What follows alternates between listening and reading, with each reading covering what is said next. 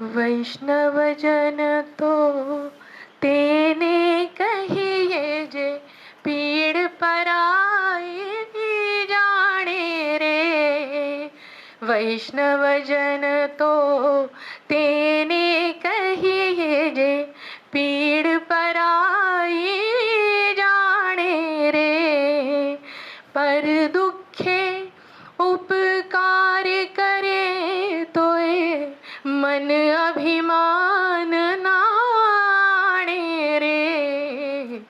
વૈષ્ણવજન તો તેને કહીએ જે પીડ પરાઈ જાણે રે. સકળ લોકમાં સહુને વંદે નિંદા ન કરે કેણી રે.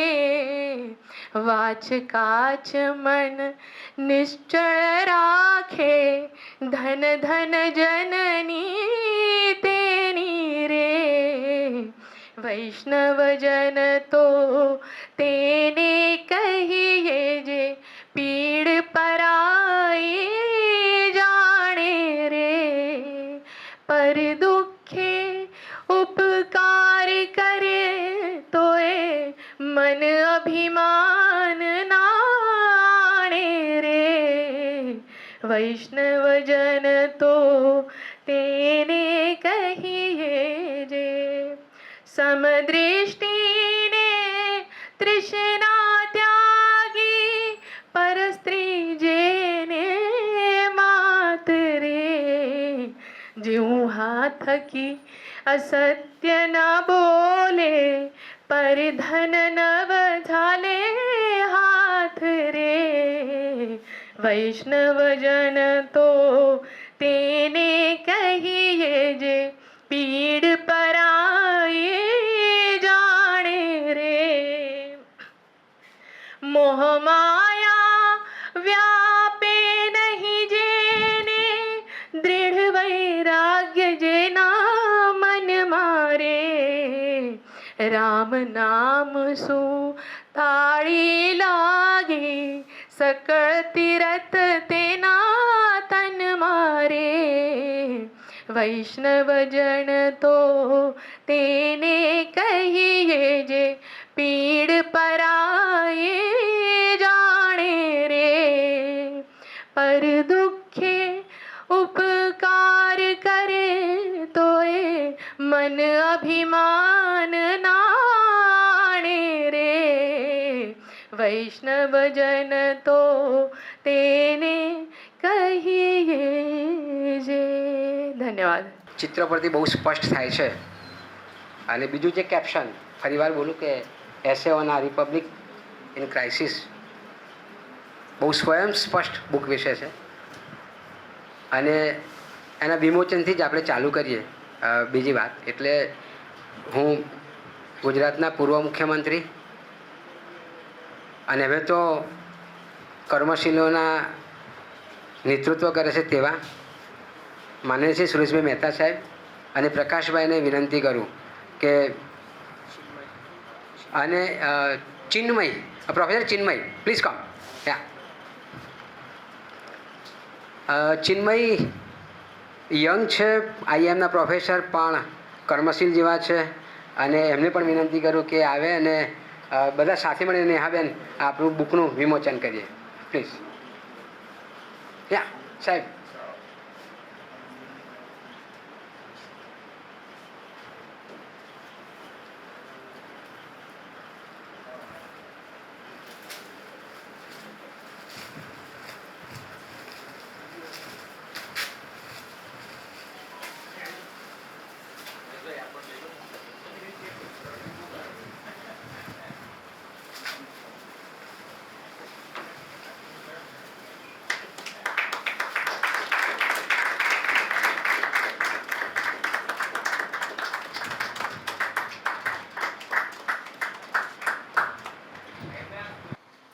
પ્રિય મહેતા સાહેબ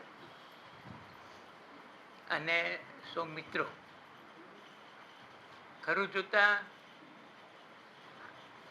અત્યારે મારે બોલવાની એવી કોઈ જરૂર છે એવું તો નથી, પણ સારું લાગે છે.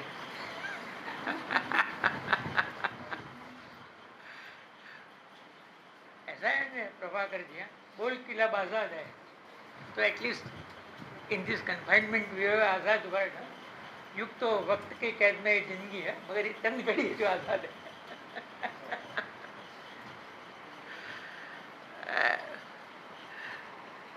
આજે પ્રભાકરજી આપણે વચ્ચે છે.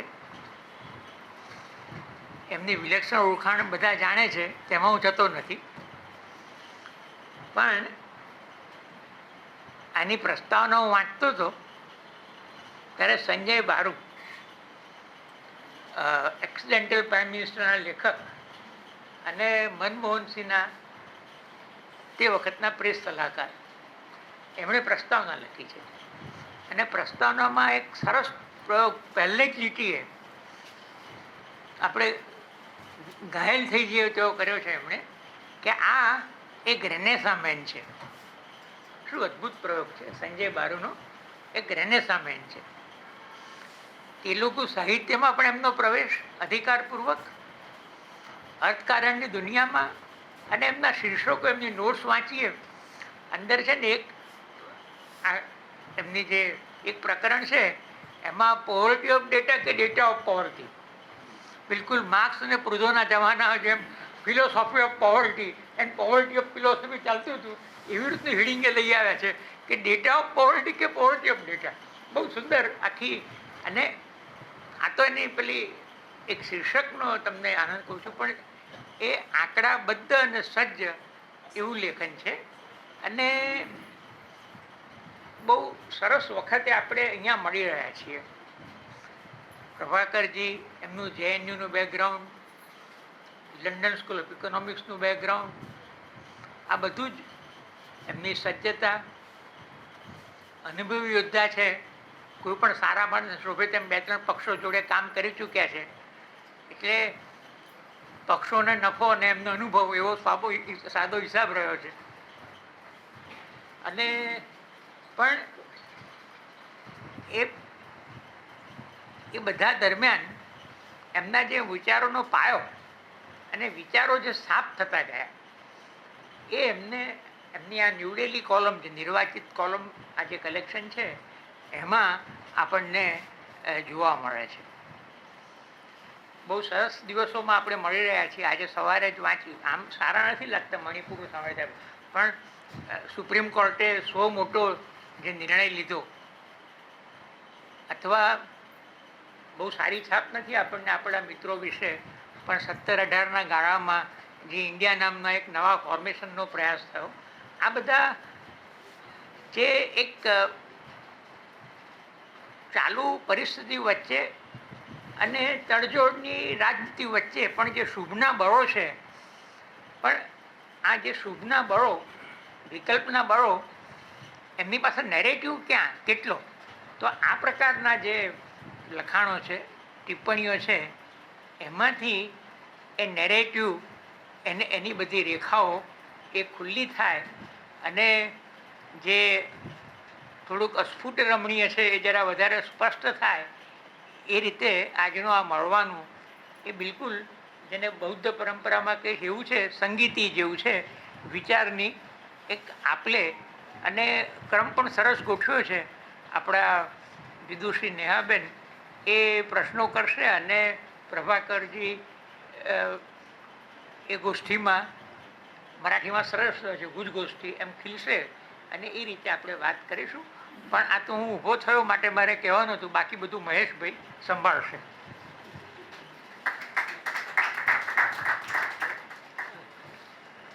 Thank you Prakashbhai. એમણે વાત કરી કે આજનો દિવસ પણ સારો છે, પણ મને ફરીવાર કહેવાનું મન થાય કે હવે આવા વિચારો વ્યક્ત કરવાનું જગ્યા જ ક્યાં છે?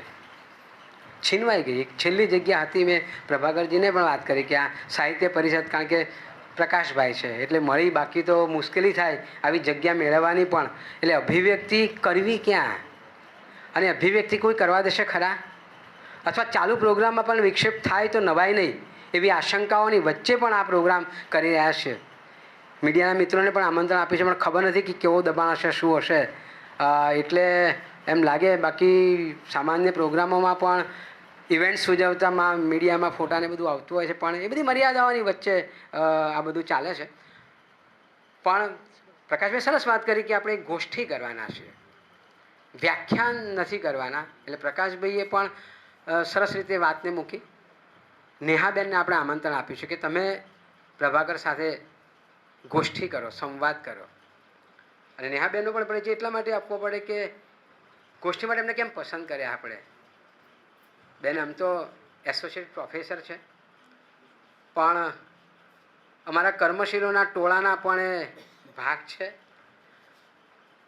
અર્થશાસ્ત્ર એમનો ગમતો વિષય છે અને શ્રમિકોના પ્રશ્નો હોય, રોજગારીના પ્રશ્નો હોય, હ્યુમન ડેવલપમેન્ટના પ્રશ્નો હોય, સતત લખતા રહ્યા છે. ઘણા છાપાઓમાં દિવ્ય ભાસ્કર હોય કે ધી હિન્દુ હોય કે ઇન્ડિયન એક્સપ્રેસ હોય, એમના ઘણા આર્ટિકલો એમણે છપાયા છે. અને અભિવ્યક્તિની વાત નીકળી છે એટલે એ પણ કહેવાનું મન થાય કે એમના પતિ કબીર ઠાકોરની સાથે જે સમાજ ઉપયોગી થાય, સમાજની સારી રચનાઓ થાય, એના માટેના જે નાટકોને થાય, એના પ્લેટફોર્મના પણ એ ભાગીદાર છે. અને એટલા માટે જ આપણને એવું લાગ્યું કે આ સંવાદ નેહાબેન કરે પ્રભાકર સાથે. અને પ્રભાકર સાહેબનો પરિચય બહુ સારી ભાષામાં પ્રકાશભાઈએ તો આપ્યો, જે પ્રિફેસમાં લખ્યું છે એના આધારે. પણ નેહાબેનને પણ વિનંતી કરી કે તેઓ પ્રભાકર સાહેબનો પરિચય આપે ને પછી એનો સંવાદ કરે. દેવ કદાચ આ માઇક ત્યાં લઈ જઈએ તો બે ત્યાં હવે બીજું માઇક છે દેવ, અહીંયા બે કોમન ચાલી જશે. Thank you.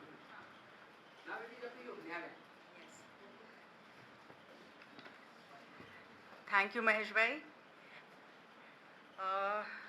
અને સૌથી પહેલાં તો હું આજના આયોજકોનો આભાર માનું કે આ પુસ્તક વિશે વાતચીત કરવાનો મોકો મને આપ્યો, કારણ કે એ બહાને હું થોડાક જ દિવસમાં આખું પુસ્તક વાંચી ગઈ ફટાફટ.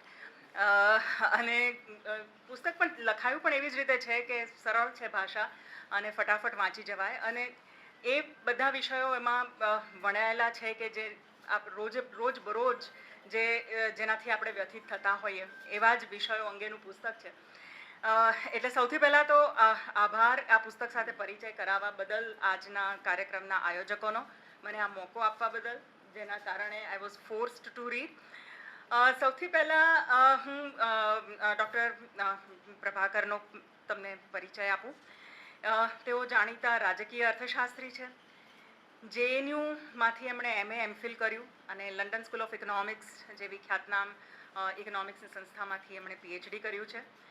2014 થી 2018 સુધી તેઓ આંધ્રપ્રદેશ સરકારના કમ્યુનિકેશનના એડવાઇઝર હતા, જે કેબિનેટ રેન્કનો એમનો હોદ્દો હતો. અને વર્ષો સુધી તેઓ સાંપ્રત વિષયો પર આંધ્રપ્રદેશના ટીવી ઉપર ETV અને NTV ઉપર પ્રતિધ્વનિ અને નમસ્તે આંધ્ર નામના કાર્યક્રમોને માં એમ પોતાના વિચારોને વ્યક્ત કરતા રહ્યા.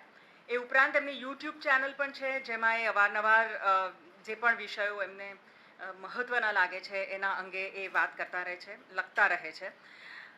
અત્યારે એ હૈદરાબાદ ખાતે રાઇટ ફોલિયો નામનું એક નોલેજ બેઝડ એન્ટરપ્રાઇઝ છે એના MD છે. એમણે જે પણ લખ્યું છે એનું મેઇનલી છપાયેલા, ન છપાયેલા અને જે બાકીના છપાવાના બાકી હોય એવા નિબંધોનું સંકલન એટલે આ પુસ્તક છે. પુસ્તક વાંચતા વાંચતા મને એક જુદો પરિચય પણ થયો. અત્યાર સુધી મેં જે કહ્યું એ પુસ્તકની પાછળ લખાયેલું કે વિકિપીડિયા પરથી મેં શોધેલી માહિતી હતી, પણ પુસ્તક વાંચતા વાંચતા પણ મને એમનો એક પરિચય થયો અને એ એક સજ્જ પ્રતિબદ્ધ નિસ્બત નાગરિક તરીકેનો થયો, જે વર્તમાન આર્થિક, સામાજિક, રાજકીય પરિસ્થિતિથી ખૂબ વ્યથિત છે અને એમની વ્યથાને વ્યક્ત કરવામાં એ સંકોચ નથી અનુભવતા અને નિર્ભીકપણે એ વ્યક્ત કરતા રહે છે. એટલે જે હવે એક રેર સ્પીસી આપણે જેને કહીએ કે જે બચી છે, કે જે પોતાના વિચારોને અભિવ્યક્ત કરે છે, એમાંના એક ડૉક્ટર પ્રભાકર છે.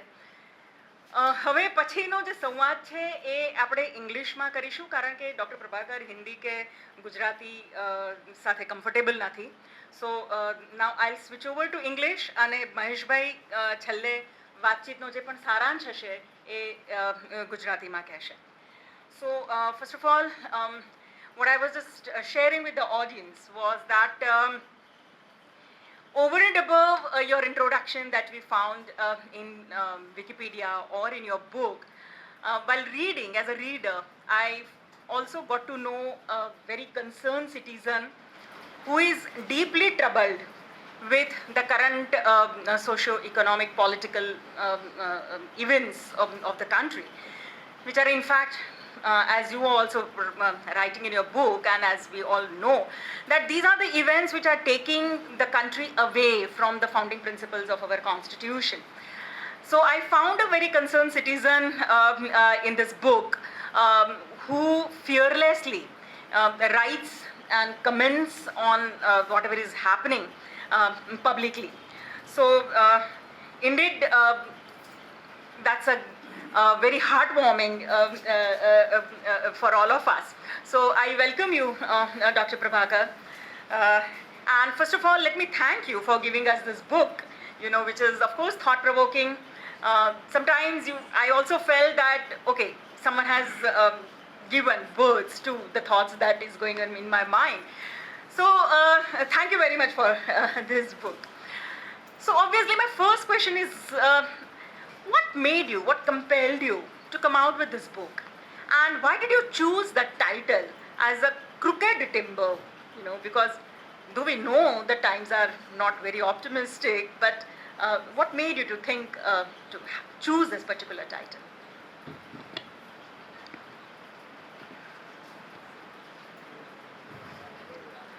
First of all, with the permission of all of you who have gathered here, I convey my respects to Suresh ji. I convey my respects to the chairman of the Gujarati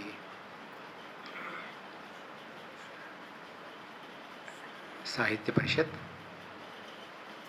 then my friend Chinmay and Neha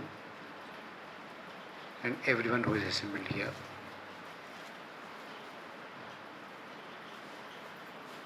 Neha ji, before I come to answering your question, let me make a few remarks. It was not easy for me to publish this book.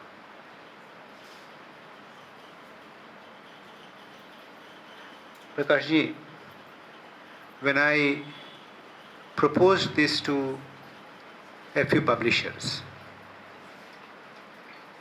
initially they were very enthusiastic. Then, as you are aware, they would ask you to send a few samples. Any publisher would ask you to do that. I did that. And then there was complete silence.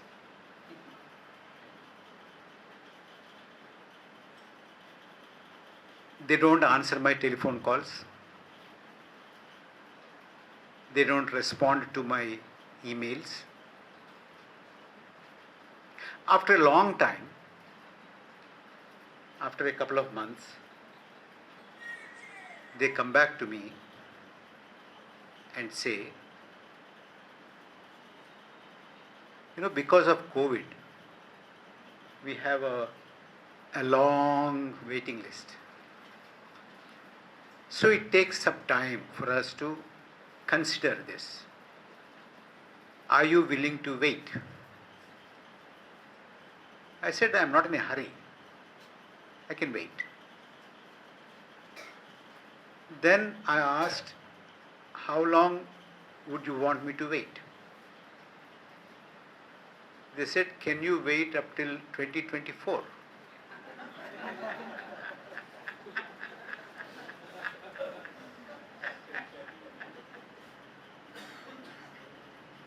I don't know why you laughed. Anyway, we know why you put it.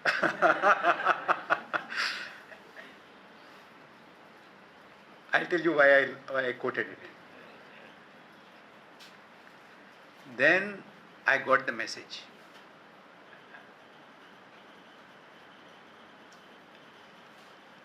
Then I asked them, are you willing to publish it in 2024? They said, we're not committing anything, but we will consider them.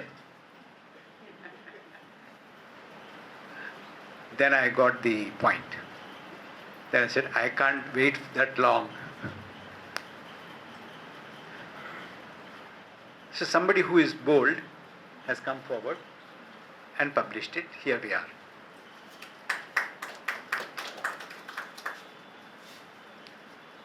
The reason why I said this, Neha Ben, is this is my taste of New India. Till then I was observing New India. But, actual taste of New India was this for me.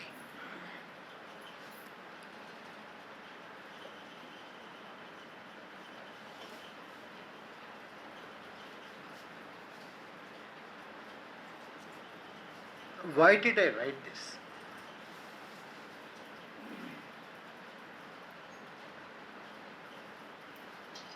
I have been observing what is happening in the country on the economic front, on the political front,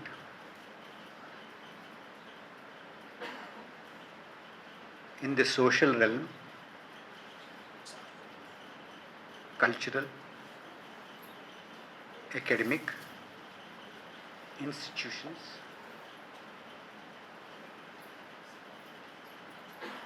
What is happening to our republic in terms of center-state relations,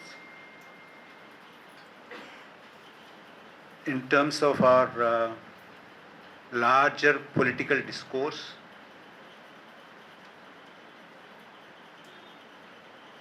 and Nehaban, these things have created a lot of unrest in my mind. I thought I should speak about this. I should write about this.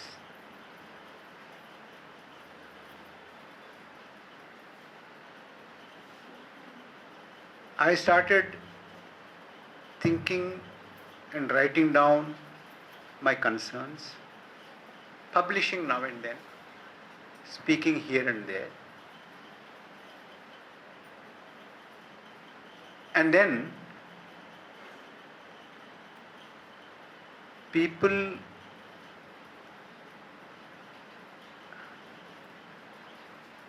tried to tell me, अच्छा देखो, you don't see anything positive.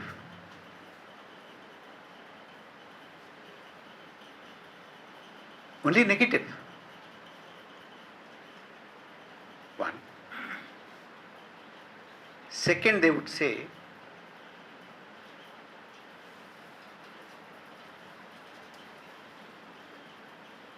Acha, so you don't like this government? Tell me what? Who else? Who else is there? This is two. Number three,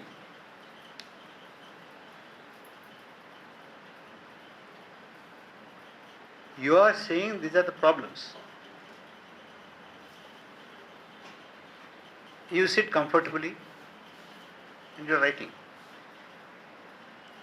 Tell us what to do. What is the solution?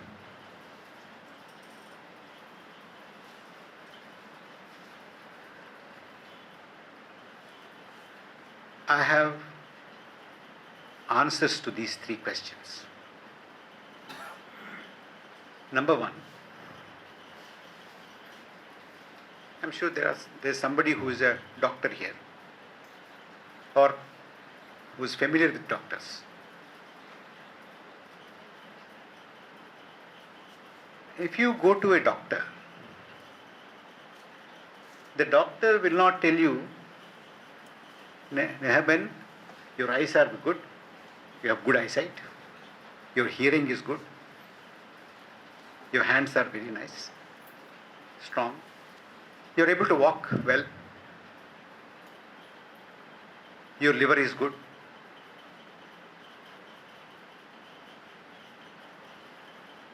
Etc., etc., etc. But your heart has a problem. Nobody will tell you that. They will tell you straight away, your heart has a problem. Fix it. So if you come out of the doctor and say, what is this doctor? He'll tell you only negative things. I have so many positive things. My head is good, my ears are good, my eyes are good, my hands are good, my feet are good. Oh, he has to tell me all that. No. He has no business to tell you what is all good in you, but he has a duty to tell you what is the most important ailment you are suffering from.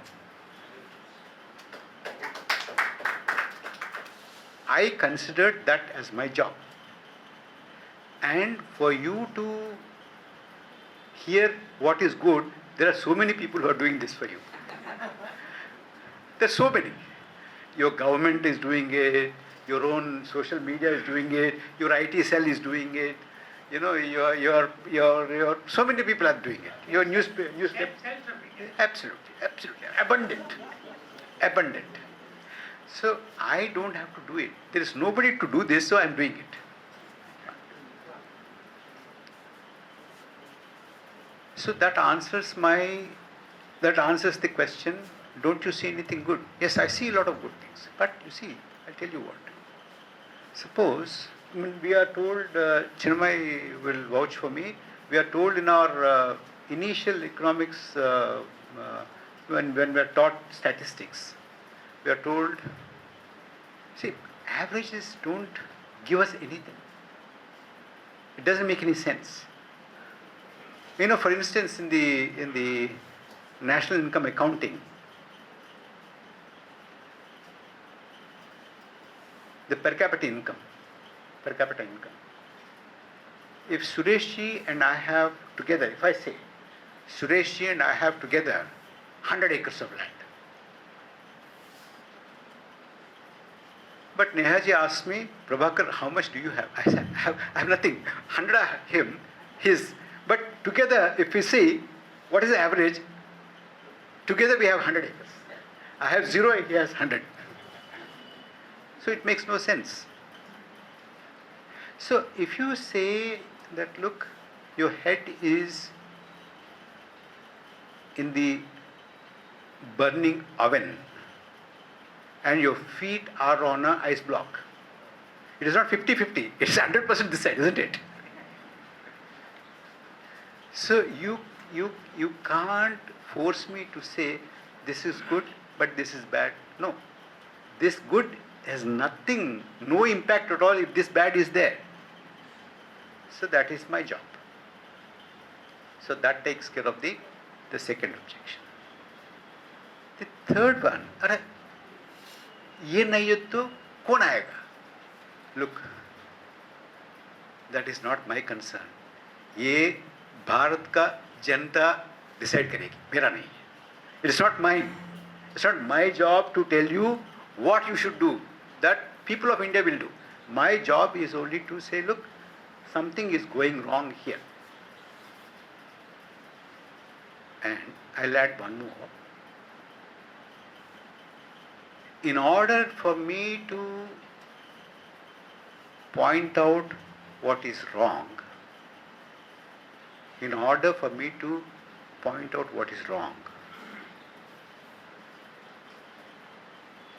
I don't have to be ready with the solution. In other words, I don't have to earn my right to criticism by also proposing a solution. There are so many experts who will come up with a solution. If you go to a diagnostic center gives you a diagnosis. It won't give you what to do, what drugs to take, what medicine to take. That is a doctor's job. Suresh ji will do it, or Prakash ji will do it, or Chinmay will do it, or Neha ji will do it, or Shabnam will do it. So many other people will do it. Amar Singh ji will do it. So many other people are there who know, who are in public life, who have seen this country for a long time. They will let you know what to do with it. But my limited brief here in this book is to share with all the reading public what is going wrong, how far away we are moving away from the founding principles of our republic, from the principles of plurality, diversity, tolerance. This is my job. In other words, I am not prepared to be gaslighted by these people who say, ये नहीं तो कौन है बोलो, इसका solution क्या है बोलो, ये नेगेटिव पूरा नेगेटिव, अब पॉजिटिव कुछ नहीं है क्या, बहुत पॉजिटिव हो रहा है ना, उसको भी बोलो, हो रहा है. लेकिन in front of, compared to what is wrong, these are nothing. So this is my answer. That is the reason why I have come out with this book.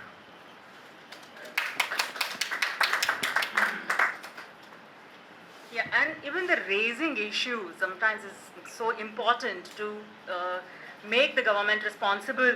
You know, right now when we are not raising issue, government is getting a free hand, or whoever is in the power gets a free hand to do whatever comes to the mind and whatever way they are.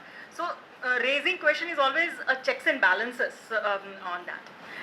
So it's very rightly said, I mean, your role as someone who is showing, raising the red flags wherever in our systems are. The another thing which you said is about like, is nothing good. And what we have projected always as that, okay, India is one of the fastest growing economy. We are the one who has bounced back. See, so soon we have come up with the 6.7% GDP. And to a large extent, this has been attributed to the government efforts, right? But at the same time, we see that CMI coming up with the data that unemployment, today's data is around 8.3 or 8.4% unemployment rate. Inflation is very high. So when we evaluate the performance of the government in a good or bad, we see this kind of a economic discrepancy. And you, being an economist primarily, I would like to know that how you see these discrepancies in the economy and government efforts and government policies in order to correct the economic discrepancies. Neha, we are in a very deep crisis as far as economy is concerned. You wanted to, isn't it? Sure. Okay. And I am saying this as a very responsible person who had studied the economy of the country. We are in a deep crisis. I'll explain to you why I say this. Prakash ji, our youth unemployment rate today is about 23%. 23% able-bodied people who are in the market are unemployed among the young people. This is one of the highest in the world. We are in the company of Lebanon, Syria, Iran. These are the countries. Bangladesh youth unemployment is about 12%, half of our figure. One. Rural distress is at a very high level.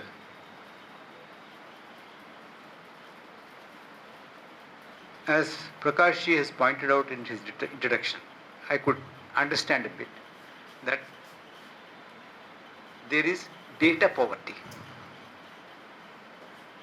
The government doesn't give us data. So if Chinmay or me, we want to understand the economy, we have to go to CMI, Center for Monitoring of Indian Economy, or we have to go for other sources. Government data has completely dried up. There's no data. They don't want to share any data.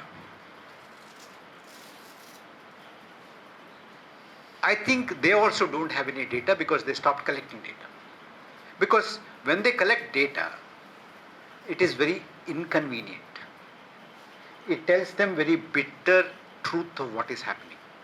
So we have to find out from indirect sources. Now, for a long time, it is customary for people like me to look at what do the FMCG companies, fast-moving consumer goods companies, like Procter and Gamble, like Hindustan Lever, etc. What do they say about the rural market? Because if the rural market, if the rural demand is good, then rural economy is doing okay. It's all right. Quarter after quarter, year after year, FMCG companies are saying that the rural market is not picking up. Now, I told you about youth unemployment. Rural credit offtake, not only rural credit offtake, but even urban credit offtake is also very low. 3. We need not talk about the sale of BMWs and Audis and Benz and SUVs and things like that. But middle class and lower middle class people who go for two-wheelers, the market is very down.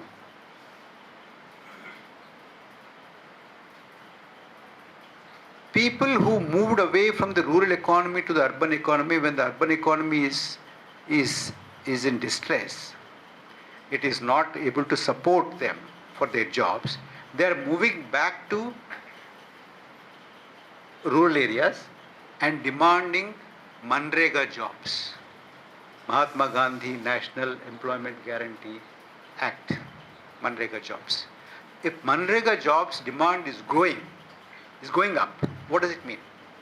It means more and more people want to have a secure kind of a source of income because they are not able to get otherwise. That is going up.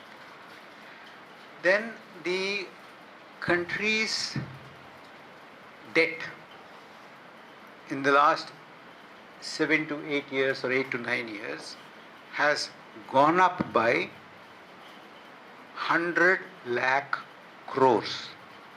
100 lakh crores. That is the debt. The collection by the Government of India of indirect taxes has gone up and the direct taxes has come down. Here, Neha, Ben, I want to add one small footnote by saying, don't trust anybody who comes and tells you we are taxpayers and they are not taxpayers. Everybody in this country is a taxpayer. Very small fraction of them pay direct tax of income tax and things like that, but including a small manual laborer, even if he buys one single BD also he pays tax. Everybody in this country is a taxpayer. Don't believe this nonsense of, we are taxpayers and they are not taxpayers. Everybody is a taxpayer. So, if indirect taxes are going up, that means that poor are being taxed more and more, increasingly year after year. It has gone up from 19% to 23%. That is the reality today. The labor participation ratio is continuously falling. And in that, women's ratio, women's participation is even steeply declining, more steeply declining. When this is happening, the government of India is writing off loans to the corporate sector to the tune of about 11 to 12 lakh crores of rupees. 11 to 12 lakh crores of their corporate debt is being written down.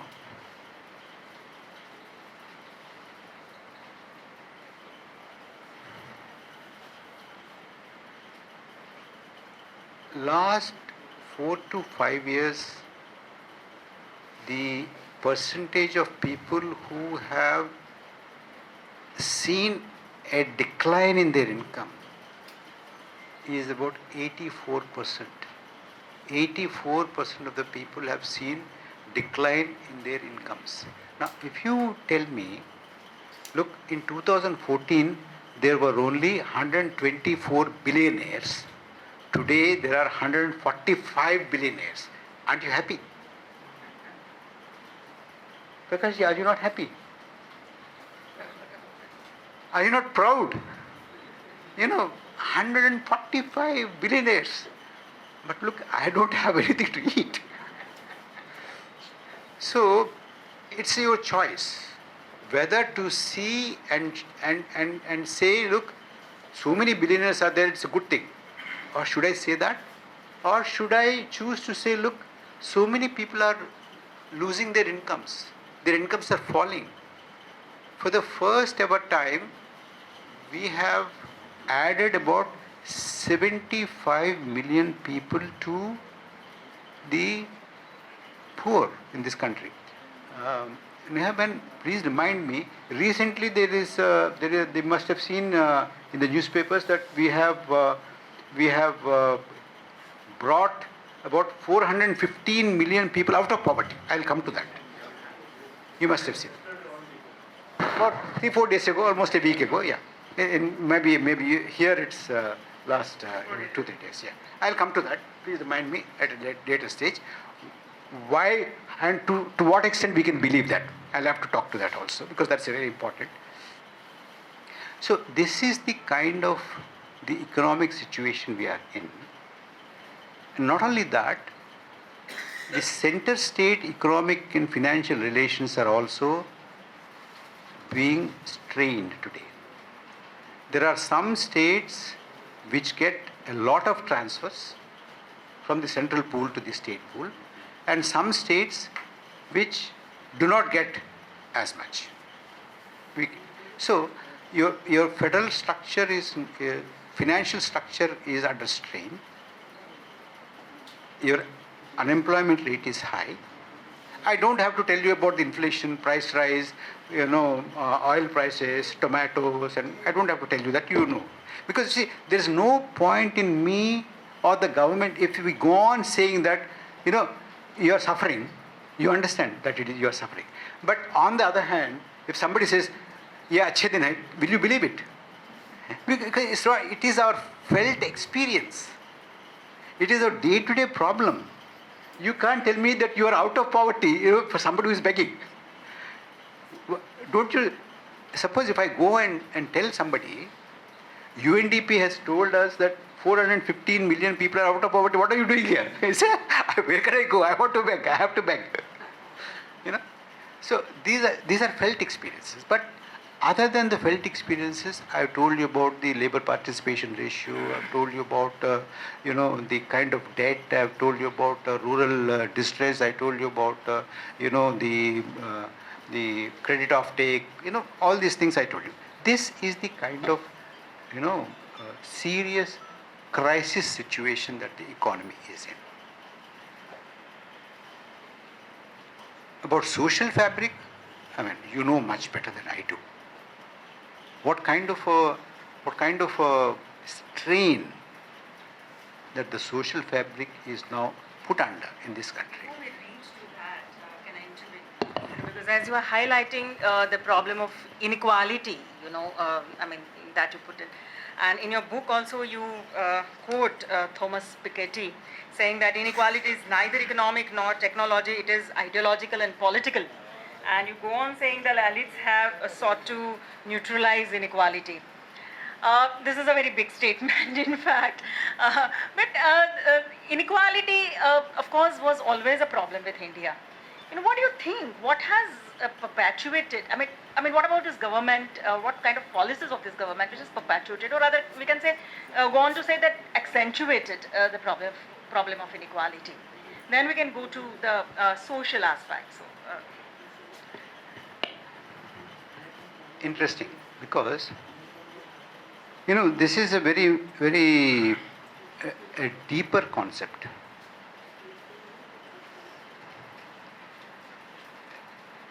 If you recognize that there are inequalities, economic inequalities in the society, and then resolve that these inequalities should be bridged, there should be less inequality.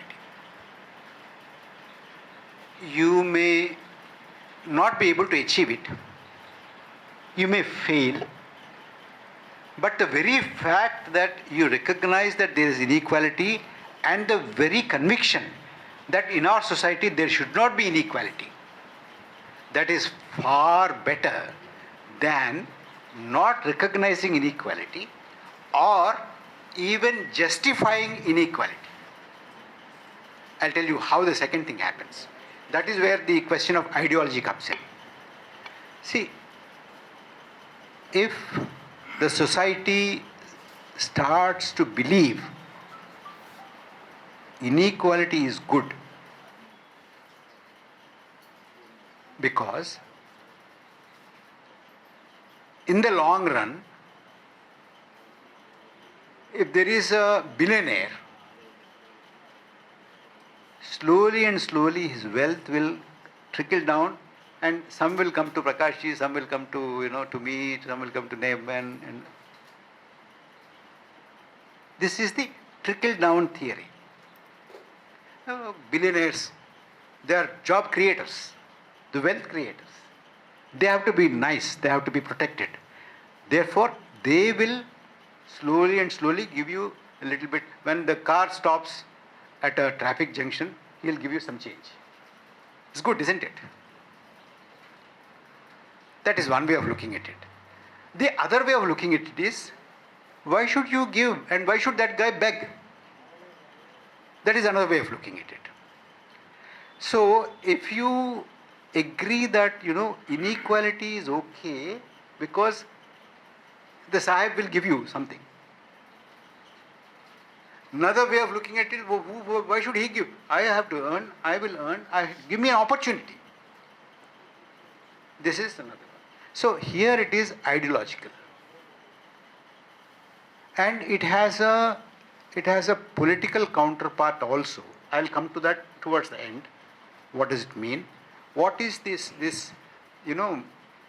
when you justify inequality in the economic domain, what does it lead you to believe in the political domain? We'll come to that a little later, but I'll just leave it at that. Meanwhile, think about it. What does justification for economic inequality mean for politics? We'll come to that a little later. okay. But I always feel a puzzle. Being an economist, we always think that It's primarily the economic issues which frames or which determines our political preferences. And as you said that inflation is a felt issue, unemployment is a felt issue. We know that we are in economic distress.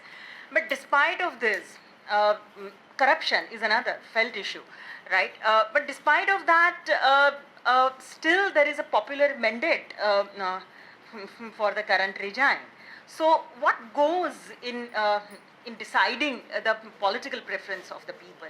It seems it's no more an economic issue which are defining our political preferences. It's beyond that. A very important point that Neha had raised. We have to deal with it from 2 points of view. One, when there is so much of economic distress,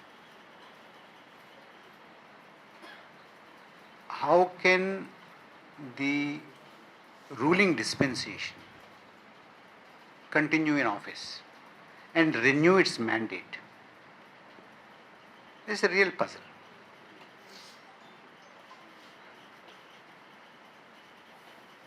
It is a larger question of our electoral democracy. I'll come to that. But before that, we have to also see what is the kind of mandate. You said a decisive mandate or overwhelming mandate, you said. Neha, it is not overwhelming mandate. It is just 38%, slightly less than 38%. It's not overwhelming. One. Secondly, if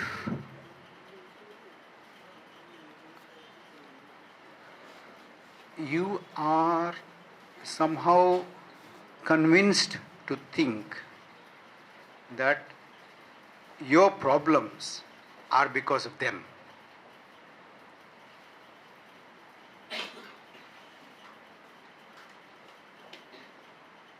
and the government which punishes them will get a mandate.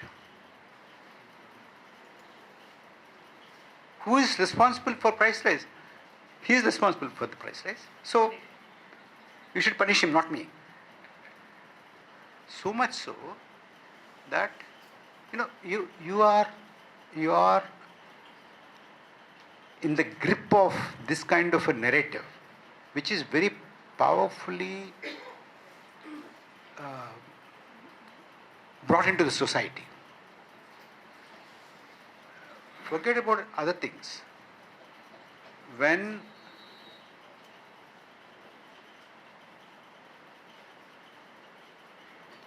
tens of thousands of immigrant labor walked on the highways from Kerala to Bihar, Punjab to Uttar Pradesh, crisscrossing Andhra Pradesh, Tamil Nadu, Maharashtra, Rajasthan, everywhere.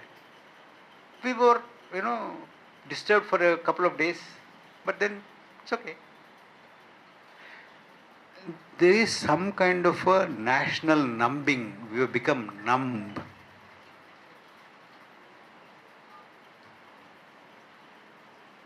People have died because there was no oxygen. People died because there were no hospital beds. People died because there was no medical facility available. People's dead bodies were not even given to the relatives for a decent cremation. We seem to have forgotten. We have become numb.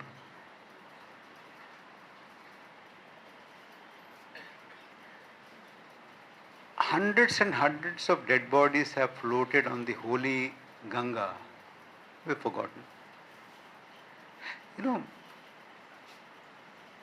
Prakash, sometime back in the 60s and 70s, democracy used to be murdered overnight.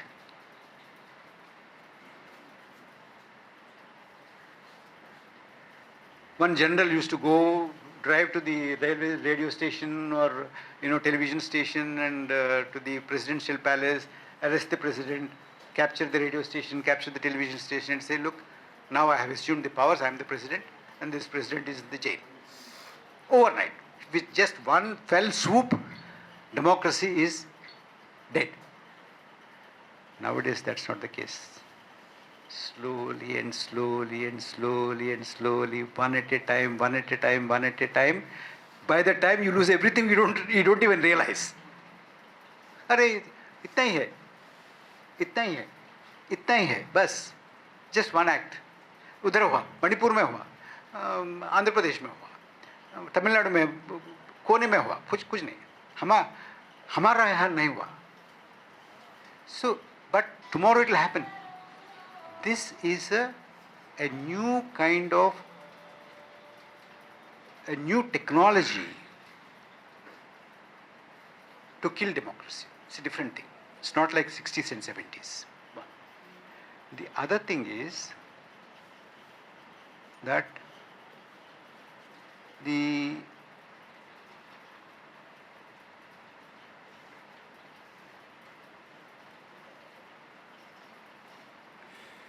people used to impose censorship.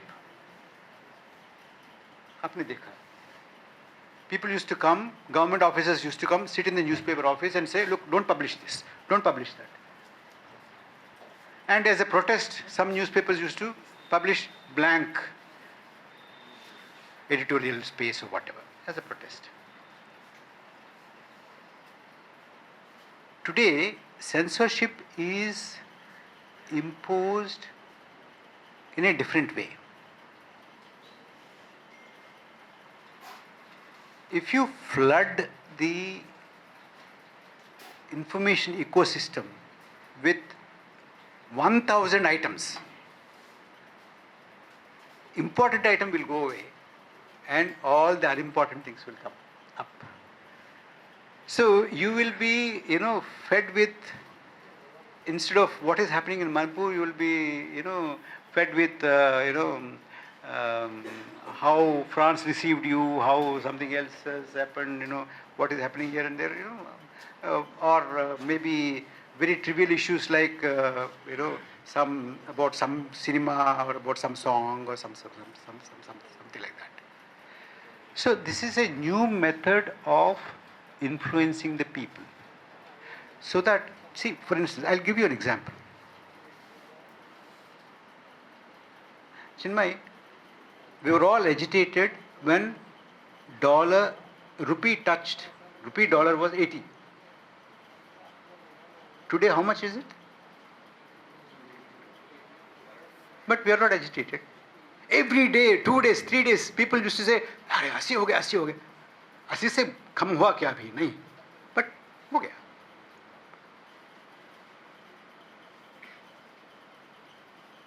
So it is out of the news cycle. Something else will come up, something else will come up, something else. China, वहाँ गया, now we don't talk about it. Corona, we don't talk about it. Corona deaths, we don't talk about it. We talked about it. Funerals, mass funerals, we didn't talk about it. We talked about one day, 2 days, forget. Something else. So this is the kind of numbing, this is the kind of a large scale manipulation that takes place. That is the reason why a regime can get renewed mandate, although, a tiny percentage, as I said. Because I'll tell you what, suppose Suresh ji, in entire Gujarat, he has 100 followers. Imagine, hypothetically, there are 100 constituencies in Gujarat. And his 100 followers are more or less evenly spread among 100 constituencies. So his candidates will get 1 vote each in all the 100 constituencies. Not a single person gets elected on his party ticket. But if I have 50 followers, but they are in 10 constituencies. I get 10 seats. He gets 100 votes, he gets nothing. I get 50 votes, I get 10 seats. Now with 32 percentage or 31 point something percentage, somebody can get about 303 seats. 68 are nowhere. 62, 63 are nowhere. So we also have to look at, I'm not only talking about this government, yesterday's government, but till today, in the entire history of the Republic of India, there has never been a majority government. I can very boldly say that. We always had a government by the largest minority.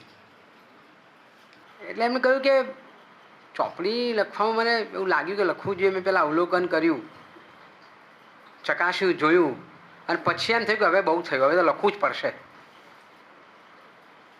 અને એટલે એમણે લખ્યું, પ્રકાશકોને મળ્યા. કોઈ શરૂઆતમાં ના પાડી કે ચોપડી નહીં છાપીએ, પણ જવાબ ના મળ્યા. ફોન ના ઉઠાવે, ઈમેલ ના કરે, પણ કોઈ જવાબ ના આપે.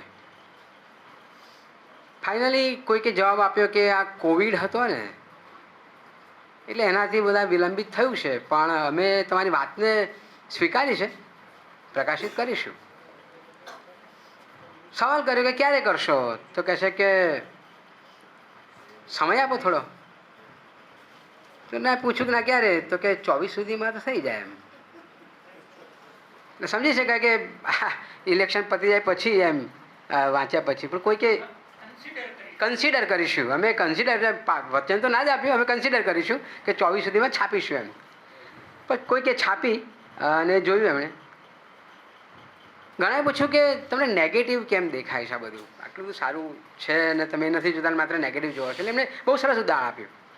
એમ કહ્યું કે તમે ડૉક્ટર જોડે જાઓ તો તમારા બધા જ અંગો બરાબર હોય, પણ જ્યારે લેબોરેટરીનો ટેસ્ટ કરો ત્યારે એવું ખબર પડે કે હૃદય કામ નથી કરતું. તો ડૉક્ટર એમ જ કહે કે તમારું હૃદય બરાબર નથી. તો કે તમને મારું માથું, આંખો કશું સારું ના દેખાયું, માત્ર હૃદય જ દેખાયું. તમને આવું જ કેમ દેખાય છે એમ? એટલે એક એવી પણ એમની વાત થઈ. બીજું એમણે એવું કહ્યું કે એવી દલીલ થાય છે કે પર કેપિટા ઇન્કમ તો અમારી બહુ સરસ છે દેશમાં.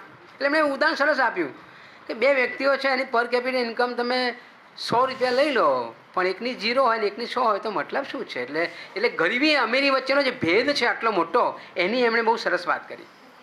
એમણે બીજી એક વાત એવી કરી કે સારું ખોટાના નરસામાં એમણે એક બીજું ઉદાહરણ આપ્યું કે મારું માથું ઓવનમાં સળગતું હોય અને પગ કોલ્ડ સ્ટોરેજમાં હોય, તો કે તમને કોલ્ડ સ્ટોરેજમાં પગ આટલા સરસ વાતાનુકૂળની સમાધિ એક દેખાતું નથી ને પેલું સળગતું જ દેખાય છે. એટલે એમણે બહુ સરસ ઉદાહરણ આપીને વાત કરી. અને છેલ્લે એમ લોકોએ પણ પૂછ્યું કે તો પછી કોણ? હુ એલ્સ? એટલે એમણે બહુ સરસ જવાબ આપ્યો કે ભાઈ મારો રોલ એ નથી, લેબોરેટરીનો રોલ એ નથી કે એનો ઉપચાર શું હોય. એણે તો કહ્યું કે ભાઈ તમારા શરીરમાં આટલું આટલું ખૂટે છે. પછી ડૉક્ટરનો રોલ છે કે ડૉક્ટર કઈ દવા આપે છે અને કઈ ટ્રીટમેન્ટ આપે છે. અને આ લોકશાહી દેશમાં ભારતના લોકો નક્કી કરશે કે કોણ સત્તા ઉપર આવે કે ના આવે. એ રોલ મારો નથી. એમણે બહુ સરસ ડાયલોગમાં એમણે આ વાત કરી. બીજા પ્રશ્નો જે પૂછાય એમાં એમણે બહુ ચોંકાવનારા ફિગર આપ્યા કે 23% દુનિયામાં સૌથી વધારે બેરોજગારીનો રેટ છે. એમ એમણે કહ્યું કે Lebanon, Syria, Iran, even Bangladesh જે નબળો દેશ કહેવાય એ પણ આપણાથી આગળ છે. એટલે 12% જ બેરોજગારીનો દર છે, જ્યારે આપણા ત્યાં 23% છે. અને ડેટા તો બિલકુલ નથી. એટલે સરકારને ડેટા બનાવવામાં રસ નથી, કારણ કે જો ડેટા બનાવે તો અસલિયત ખબર પડી જાય કે શું છે. એટલે સરકાર જાણી જોઈને ડેટા નથી પાર પાડતી અથવા તો એની સાથે રમત રમે છે. એમણે એમ કહ્યું કે ભાઈ લોકો શહેરમાં આવતા હોય છે ગામડાઓમાં જઈને, શહેરો પણ હવે રોજગારીને આપતા નથી ને, એટલે તો કહ્યું કે ભાઈ આજે મનરેગાનો ભાવ ઊંચકાયો છે, મનરેગાથી ફાયદો થયો છે અને મનરેગા તરફ લોકો વળ્યા છે. એમણે સરસ બીજી પણ વાત કરી કે દેવું વધતું જાય છે. લોકો 100 લાખ કરોડનું દેવું કોઈ ગુજરાતની, એટલે એમણે વાત નથી કરી પણ હમણાં એક વોટ્સઅપમાં આવ્યું કહે છે કે ખોટું જ માહિતી હતી કે ગુજરાતનું 18 લાખ કરોડનું બજેટ છે. મેં કહ્યું ભાઈ 3 લાખ કરોડનું છે, પણ દેવું 5 લાખની વાત કરો ને તમે, એટલે એ વાત કોઈ કરતું જ નથી. એમણે કહ્યું ભાઈ 100 લાખ કરોડનું દેવું છે. એક બીજી ચર્ચા એવી પણ થાય છે કે કોઈ સ્કીમ આપો છો, પેલી મફતની રેવડીની વાત નીકળી ને, એવું એમને શબ્દ નથી વાપર્યા, પણ આ મારું વધારાને જોડું છું કે ટેક્સ પેયર, આપણે ટેક્સ આપીએ છીએ અને બીજા લોકોને ફાયદો થાય, એટલે એવો નેરેટિવ ઊભો કરવામાં આવે છે કે આવા ગરીબોને ફાયદો કેમ કરો છો તમે, એટલે અમે તો ટેક્સ પેયર છે. પણ એમણે બહુ સરસ વાત કરી કે આ દેશનો તમામ નાગરિક ટેક્સ પેયર છે. નાની નાની વસ્તુના પણ ટેક્સ છે, એટલે પરોક્ષ ટેક્સ બહુ જ વધારે છે. ક્યાંક પ્રત્યક્ષ ટેક્સ ઘટ્યા છે, પણ પરોક્ષ ટેક્સ બહુ જ વધ્યા છે અને એટલા બધા વધ્યા છે, જબરદસ્ત વધ્યા છે. એની સામે 84% આવક ઘટી છે એવું એમનું કહેવું છે. એમને ફેડરલ સ્ટ્રક્ચર પર પણ પ્રહારો કર્યા, કેટલાક સ્ટેટ અને બીજા સ્ટેટ સાથે જે મુદ્દા થાય છે તે. બીજી વાત એમ કહ્યું કે એવું એક નેરેટિવ ઊભું કર્યું છે કે ધીમે ધીમે બધું થશે એમ. કાલે તેમના ત્યાં થયું, બીજું થયું, અને એવું બીજામાં પણ થયું કે મણિપુર સળગ્યું છે, બીજા રાજ્યો તો સારા જ છે ને, પણ ફ્રાન્સમાં પણ ક્યાં સારું છે, ફ્રાન્સમાં પણ સળગ્યું જ ને. એટલે આખા નેરેટિવ જે ઊભા કરવામાં આવ્યા છે એ બધા. અને બીજી એમણે એવી વાત કરી કે જે અગત્યના મુદ્દાઓ ચાતરી દેવામાં આવ્યા છે. એ જબરજસ્ત એક પાવરફુલ એમનું સોશિયલ મીડિયા છે, ઓફકોર્સ મીડિયા પણ છે, જનરલ મીડિયા પણ છે, કે એ આખું ચાતરી દે છે અને બીજા બિનજરૂરી મુદ્દાઓ એવા ઊભા કરે છે અને લોકોમાં ભ્રમ ફેલાવે છે, એવી એમણે વાત કરી. કોવિડની પણ એમણે વાત કરી કે કેટલાય લોકો ઓક્સિજનથી મર્યા, સવલતો નથી મર્યા, ગંગામાં ડેડ બોડી રમતી થઈ, પણ એ બધું ધીમે ધીમે બધું વિસરતું જાય. લોકો પણ હવે યુઝ ટુ થયા, કારણ કે એવો પાવરફુલ મીડિયા છે. એટલા માટે જે લોકો ડોલરનાથી જ સત્તા પર આવ્યા હતા, એમની ઉંમર આટલાથી ડોલર વધી છે અને આજે ડોલરના ભાવ રોજ વધતા જાય છે, પણ હવે કોઈ પ્રશ્ન નથી પૂછ્યું કે યુઝ ટુ થઈ ગયા છે, એવી પણ એમણે વાત કરી. એમણે થોડી વાત આપણા ડેમોક્રેસીની પણ કરી કે કેટલીક ખામી આપણા, અથવા તો જે મર્યાદા હોય તે ઇલેક્ટોરલ ડેમોક્રેસી છે એને લઈને પણ આવા પ્રશ્નો થાય છે. એમણે કહ્યું કે 30% જ માત્ર વોટ મળતા હોય તો એ 303 બેઠકો લઈ જાય, અને બાકીના 68% હોય તો બી વોટ નથી મળતા. એટલે એ પણ વિચારવાની જરૂર છે. એવી મોટી મોટી એમણે વાત કરી છે. નેહાબેન આગળ આવે. About the way media is used, the way, even the electronic media, print media, as well as the social media, and there is this dedicated IT cell with the almost all political parties, but obviously BJP has the largest IT cell. You bring out a very interesting point in the book where you say that there are two parallel talks going on. On one hand, on the social media and other places, there are always continuously dog whistles going on. And on the other hand, the top leaders would never talk about, they'll always talk about the good ideal situations, and they'll come out with a clean image. What you describe very interestingly as broadcast versus narrowcast. So what exactly you mean by that, and what the strategies and how it is setting an interesting narrative about the society as well as the leaders?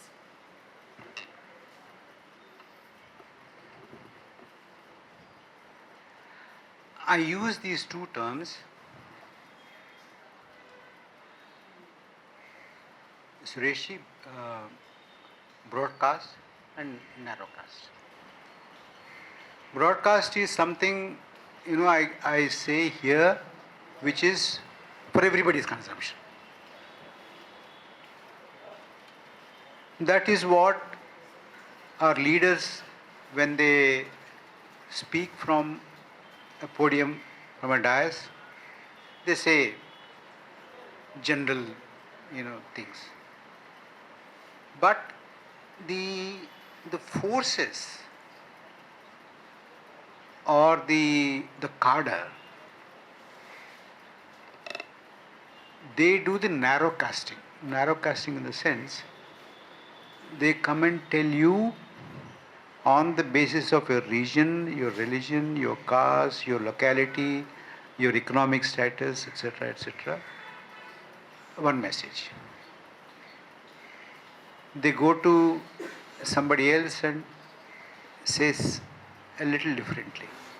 Somebody else and says something very little differently. So this is narrowcasting. And narrowcasting is now possible with the kind of media technology we have.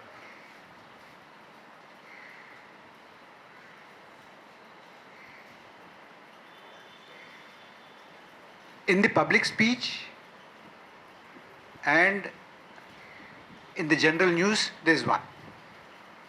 But in your WhatsApp group, there is something else. That is a narrow cast. That is intended for you in that group, in this group, in that group, in this group. It's a different thing, different messaging.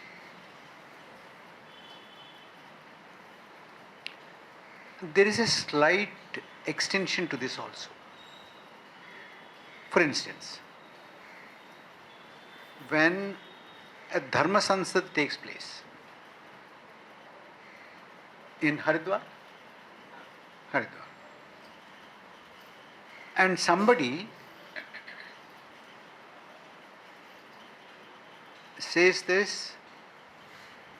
this whole population should be killed, for instance. I don't contradict it. I don't find fault with it. I don't take action against it. What does it mean? Not only me, but nobody who is holding a responsible position either in the ruling dispensation or in the government, or party or the government. Nobody talks about it. Nobody condemns this. It means that it has a tacit endorsement, if not open endorsement. This is another kind of a broadcast, narrowcast. Somebody else will talk, we don't stop. We don't condemn. We don't say, this is wrong. Nobody will say that. I can give you hundreds of examples, and you know hundreds of examples. From Manipur to, economic boycott to, so many things. Jantar, what is happening in Jantar Mantar, what is happening with the women athletes, so many things are happening. But nobody will come out and say, this should not be done. They will also not say this should be done. No, they're not saying. So you can't find fault with them. You called for economic boycott. You called for lynchings. No, you can't say that. They're all good people. You can't catch them red-handed.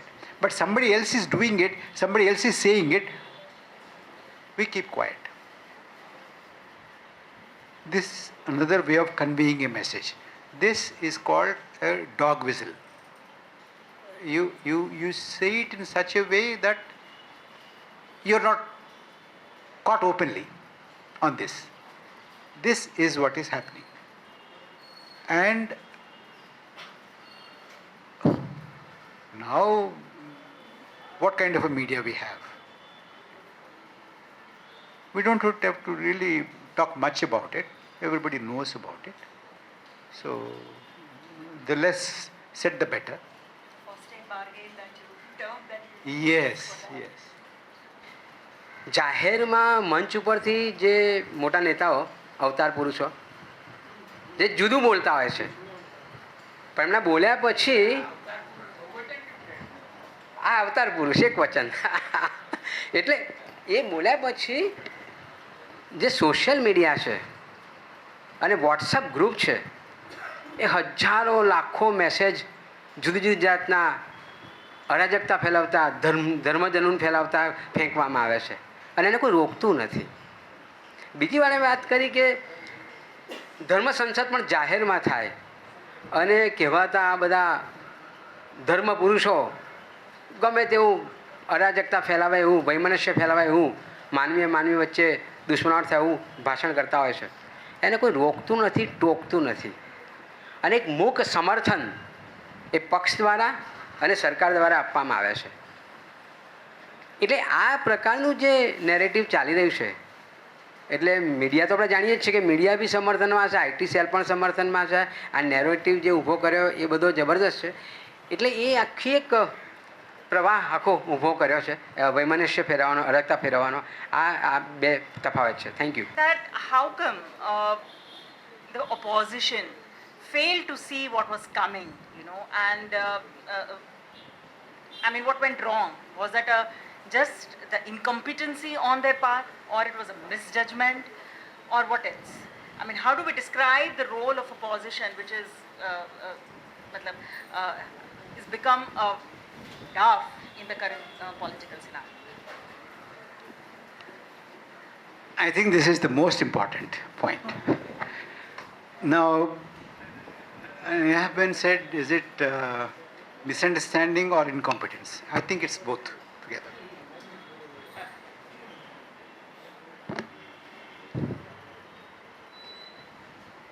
I'll tell you why.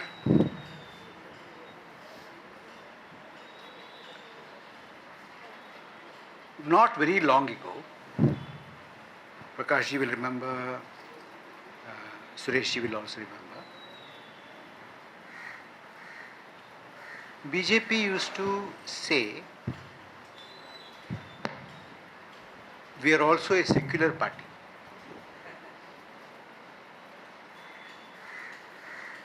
But genuine secular, not like these people.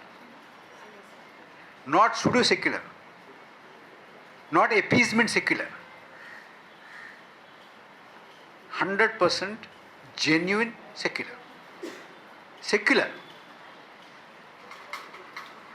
So there was a time when BJP used to say they were secular, and then the conversation used to go forward. Today, everybody is saying, we are also Hindu, but not like them. I am also Hindu, I am a genuine Hindu, but not like them. We also pray, we also do Durga Path, go from Pandal to Mandal, we also fast, but not like this. So, look at the shift from a stage when everybody used to say we are secular to a stage where everybody is saying we are Hindu. This is the biggest achievement of the BJP. I must say that. See, I'm not here to, hate somebody. I'm only trying to tell you what has happened. This is a big achievement. It's not a small thing.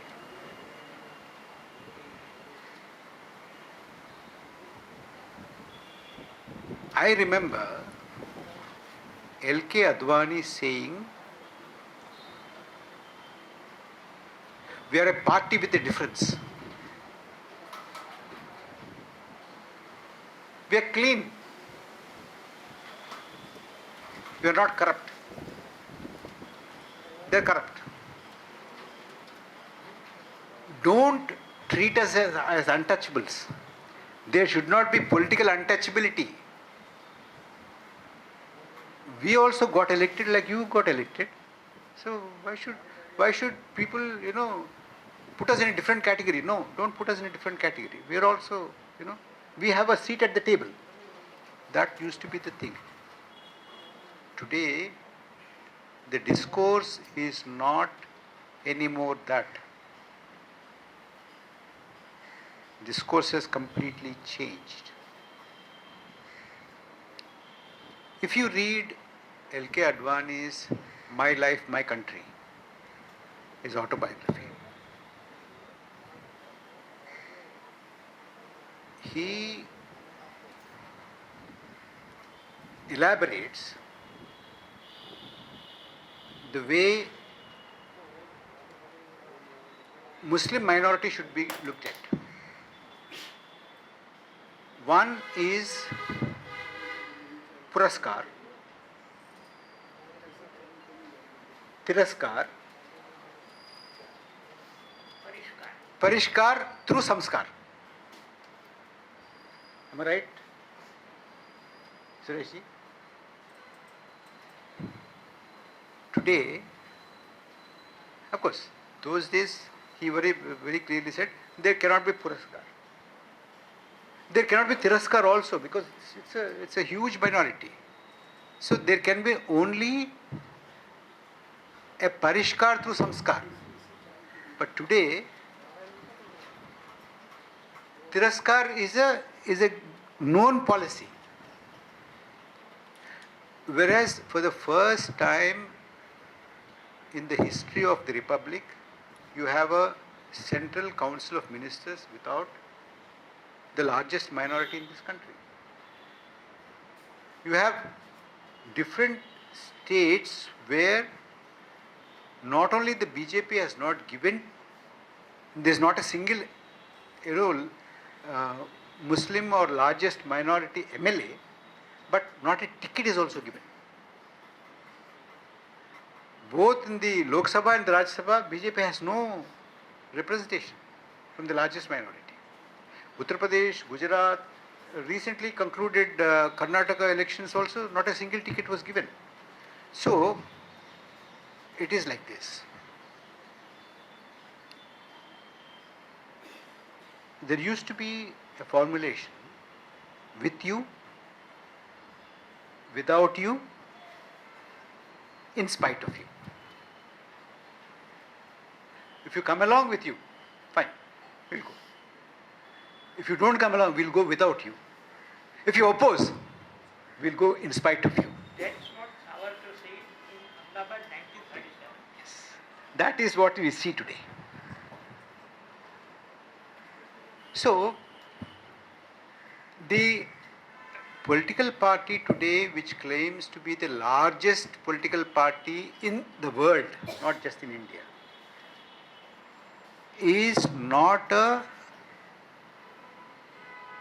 does not reflect the diversity of the country in its own makeup. Because you see, you have to be a microcosm of India. The party will have to be a microcosm of India, reflecting its regional, its religious, its linguistic diversity, beliefs, all sorts of diversity. Everybody should have a place in it. It's not there. So, a stage has come.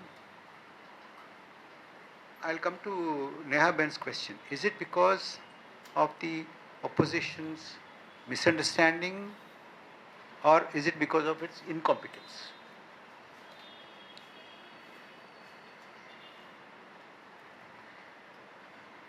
I said it's both. Somehow, the larger political platforms in this country have come to a wrong understanding that India is now, a political contest in India is now between slightly left of center and slightly right of center. That is the biggest mistake that they have made.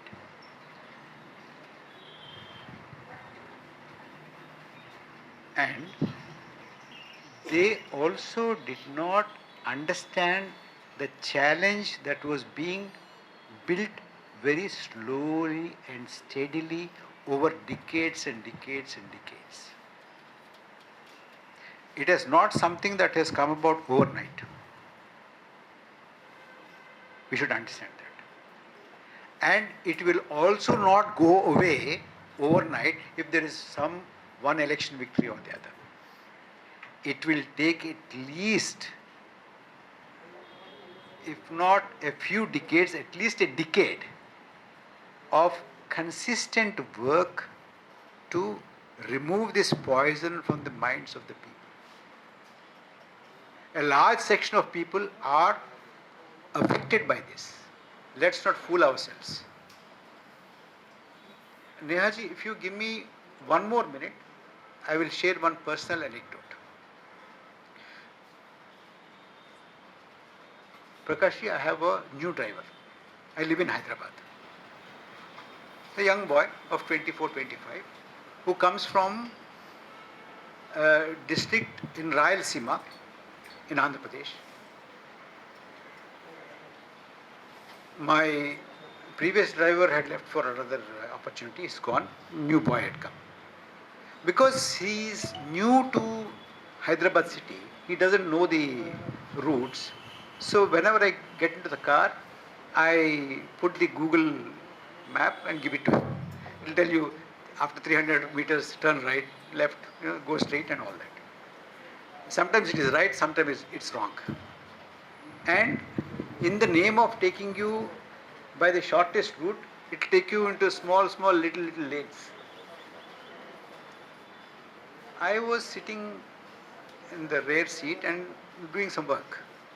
So that this boy is going. And the car went into a smaller lanes. See, as it is in India, we don't have footpaths. Even if we have footpaths, we don't use them for walking. We use it for everything else. There are shops there, there's bazaar there, there's everything there. So we are going through a small lane area. The car was going very slow, very difficult to drive. Suresh, this boy turns behind and says, Sir,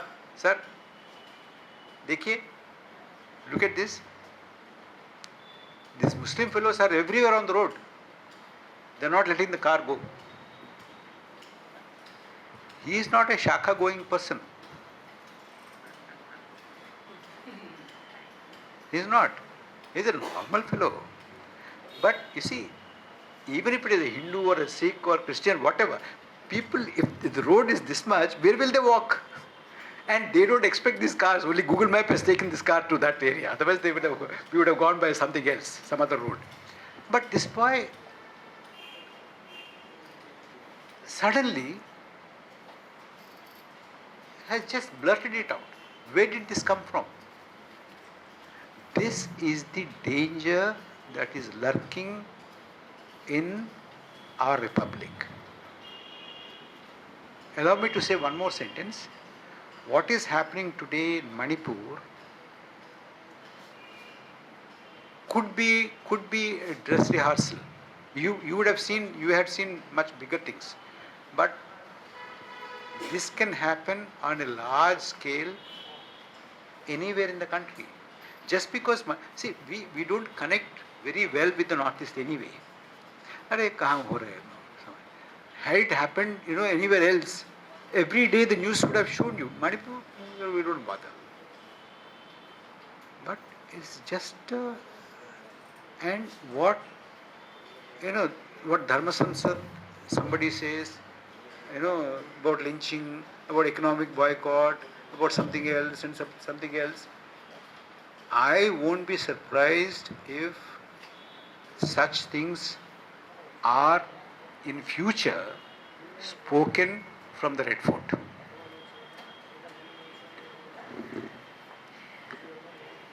So, maybe a word about the 415 million out of poverty that you refer.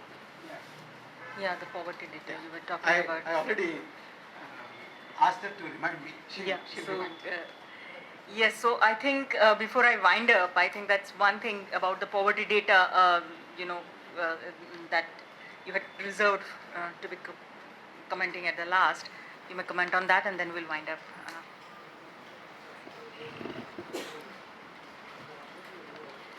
So first of all,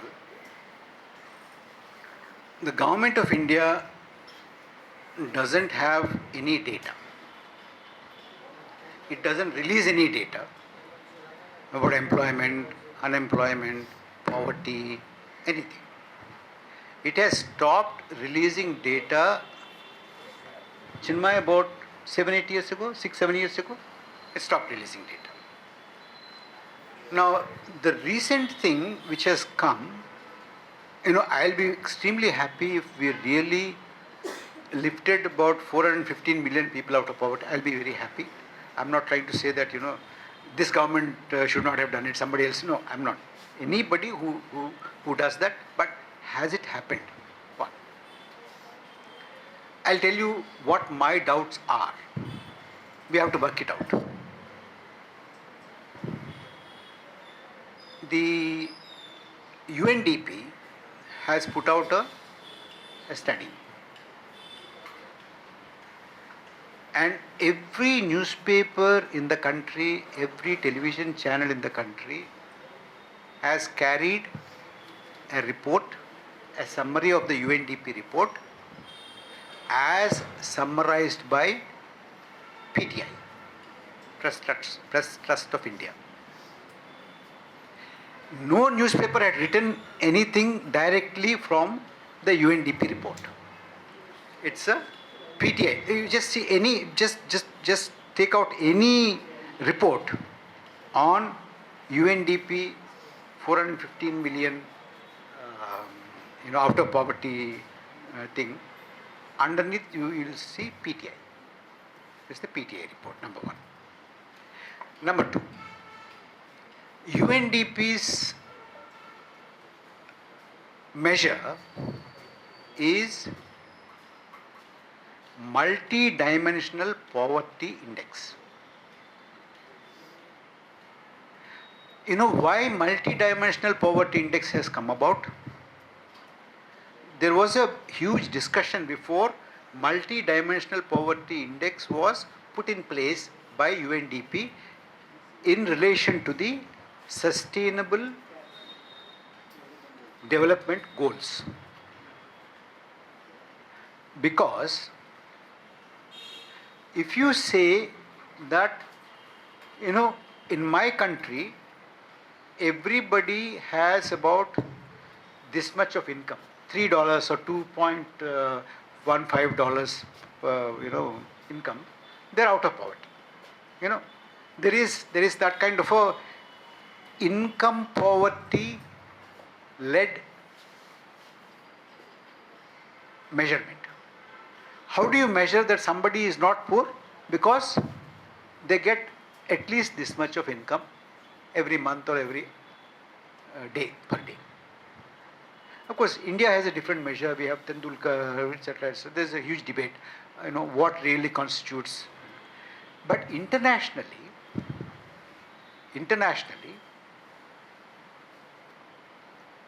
scholars got together and said, look, countries started showing us the income,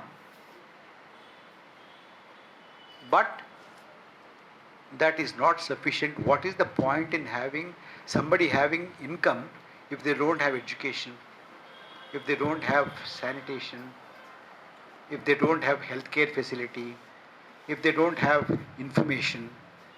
There's no access to television, there's no access to clean drinking water, there is no access to a toilet, there is no access to banking system, etc., etc. So income is not sufficient to tell you whether you are in poverty or out of poverty. You have to also measure these things. Am I clear till then? Okay. Now, we are very clever. We don't talk about income and say, I had given you Swachh Bharat Abhiyan, I don't know what happened, really, but I gave you a list saying that every household has a toilet today. Whether it is there or not, but government records have. And whether you have money or not, everybody has a Jan Dhan account, free, on paper.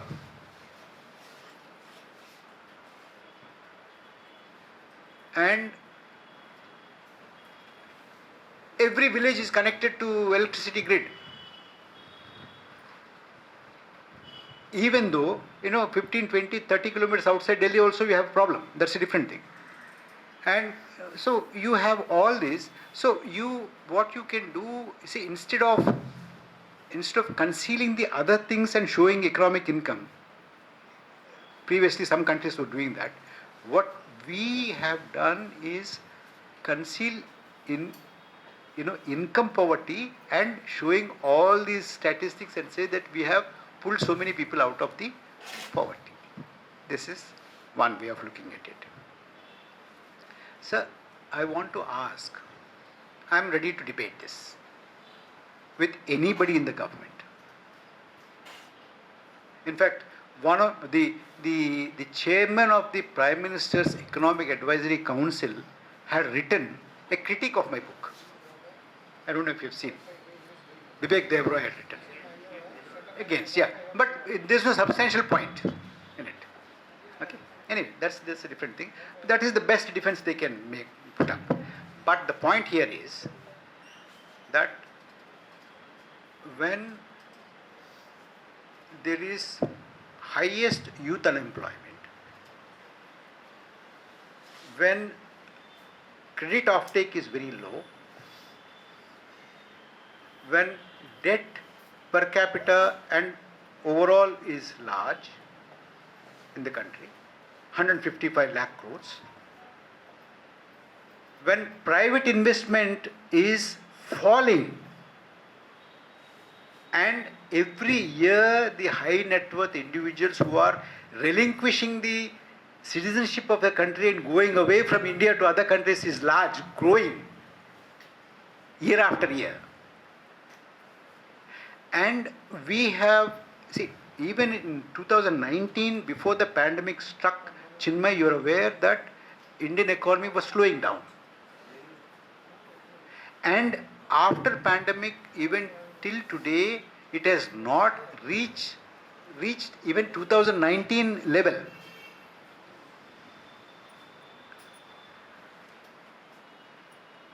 How is it possible for so many people getting out of the poverty when during pandemic itself authentic, credible data, internationally accepted data throughout the country, which also Indian data is also part of it, said that 75 million people have joined additionally into the ranks of the poor in the country.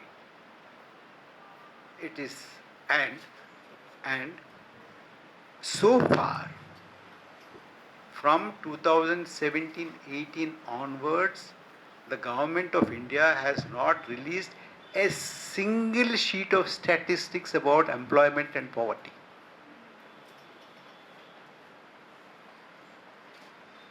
So you are using this multi-dimensional poverty index, concealing the income and showing all other things and saying that we have crossed. This is my take on this.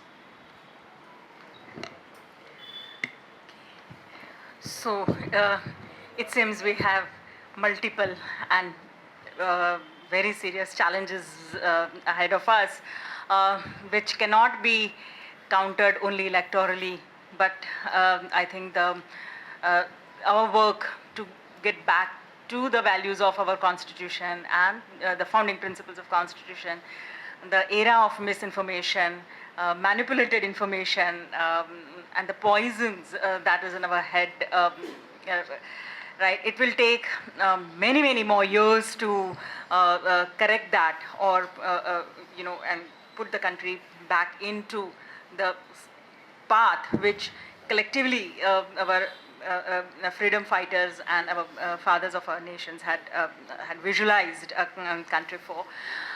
Thank you very much, Dr. Prabhakar, for putting all these concerns together and presenting a book before us, so that this gives us a consolidated idea exactly the kinds of struggles and the kind of challenges that they're lying before us, and we have a very long way to go. Thank you very much. અને કહ્યું કે મારી બધી જ લાભદાયી યોજનાઓ હું secular વેમાં બધાને સમાન આપું છું, આવું કહેવાની ફરજ પડી, કારણ કે કર્ણાટકમાં બહુ ફાવ્યા નહીં એટલે. અને એ જ વાત પ્રભાકરે વણી લીધી, પણ મેં સંદર્ભ આપ્યો અને એમ કહે છે કે સેક્યુલર છીએ અમે, આ બધા હિન્દુઓ છે એવું નથી. અને એમણે એવો નેરેટિવ આપ્યો છે કે આપણે ખરેખર જે સેક્યુલર છે, જેને સીડ્યુ સેક્યુલર કહે છે, દંભી સેક્યુલર કહે છે, બિન સાંપ્રદાયિક, હા, એને પણ એવું કહેવાની ફરજ પડે છે કે હું હિન્દુ છું. એટલે નેરેટિવ એવો બાંધ્યો છે ભારતીય જનતા પાર્ટીએ કે અલ્ટિમેટલી જે સાંપ્રદાયિક છે, બિન સાંપ્રદાયિક સોરી, એને પણ એવું કહેવું પડે છે કે હું તો હિન્દુ છું, પણ આ લોકો જેવો હિન્દુ નથી. એટલે અલ્ટિમેટલી બંને હાથમાં લાડવા એમના જ રહે છે એ એમણે વાત કરી. અને પછી એમણે એક ઉદાહરણ આપ્યું એમનું હૈદરાબાદના પ્રવાસનું. રસ્તામાં લોકો હતા કે જુઓ મુસલમાનો કેવા રસ્તા વચ્ચે ફરે છે. એ એમણે વાત કરીને આખી સાંપ્રદાયિકતાનું જે આખું ચલાવ્યું છે એમણે એની એમણે વાત કરી. આનંદના સવાલના જવાબમાં એમણે બહુ સરસ વાત કરી, પણ બહુ અગત્યની વાત કરી કે એના મીડિયાને બધા ડેટા તો આવતા નથી. એમણે કહ્યું 17-18માં તો એમણે કોઈ એમ્પ્લોયમેન્ટ કે ગરીબીનો કોઈ ડેટા જ નહોતો આપ્યો. પણ યુએનડીપીએ જ્યારે મલ્ટી ડાયમેન્શન પોવર્ટી ઇન્ડેક્સનો ડેટા આપ્યો ત્યારે પ્રેસ ટ્રસ્ટ ઓફ ઇન્ડિયાએ કહ્યું કે તમે રિપોર્ટ બનાવો, અને રિપોર્ટ મીડિયાને આપવામાં આવ્યો, અને એટલો જ પોર્શન બધા મીડિયામાં આપવામાં આવ્યો. એટલે કેવી રીતે આખી સેન્સરશિપ લાવવામાં આવે છે અને કેવી રીતે પોતાની જ વાત, લિમિટેડ વાત લોકો સુધી પહોંચાડવામાં આવે છે, એમણે બહુ સરસ રીતે સમજાવ્યું. મારું એક વર્ઝન એવું છે કે બધા મીડિયાને ક્યારેક નથી આપતા ઇન્ટરવ્યૂ, પણ ક્યારેક એએનઆઈને આપે ને ક્યારેક અક્ષય કુમારને આપે, અને એ જ ઇન્ટરવ્યૂ બધામાં જાય. એટલે સરસ સંવાદ કર્યો. નેહાબેન આપનો પણ આભાર, પ્રભાકર સાહેબ આપનો પણ આભાર. અને હવે હું એવા યંગ ચેપ ચિન્મયને હું આમંત્રણ આપું છું. ચિન્મયે 2 ચોપડીઓ બહુ સરસ લખી છે, ધ એજ ઓફ પેન્ડેમિક અને બીજી છે India moving, A history of migration. અને એનું ચારિત્ર એવું છે કે બધું હસતા હસતા શીખો અને લખો અને કરો. એટલે ચિન્મયભાઈ આઈઆઈએમમાં ઇકોનોમિક્સ વિભાગના ફેકલ્ટી છે, અને જરા સામા પ્રભાવે જઈને આવું લખે છે, અને એટલી પણ હિંમત કરી છે અહીંયા બેસવાની. ચિન્મયભાઈ, बात दोहराई है यहाँ पे मन की बात पे काफ़ी कुछ लिखा है इस किताब में. Sir has done a wonderful critical analysis of मन की बात and speeches in this book that he has got out here. मैंने एक किताब लिखी थी 2018 में, India moving a history of migration, Marathi में फिरस्ता भारत, स्थलांतराचा एक मागोवा. और उस किताब 2018 में आई थी, और 2020 में इंडिया में एक माइग्रेशन क्राइसिस हुआ था, आपको पता है, आप सर ने भी कहा था. फिर 2020 में मैंने एक पैंडेमिक्स के ऊपर एक किताब लिखी थी, और 2021 में पैंडेमिक का क्राइसिस आया, फिर लोग मरने लगे काफ़ी सेकेंड वेव में. तो काफ़ी लोगों ने कहा भी आप किताब लिखना बंद करो, क्योंकि आप जो भी लिख रहे हो उसके बाद 1 साल या 2 साल में वो क्राइसिस आ रहा है.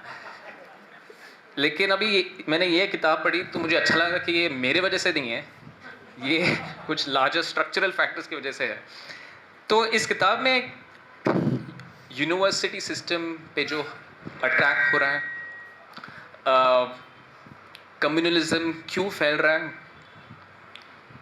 इकोनॉमिक क्राइसिस जो है उसके बारे में काफ़ी कुछ लिखा है.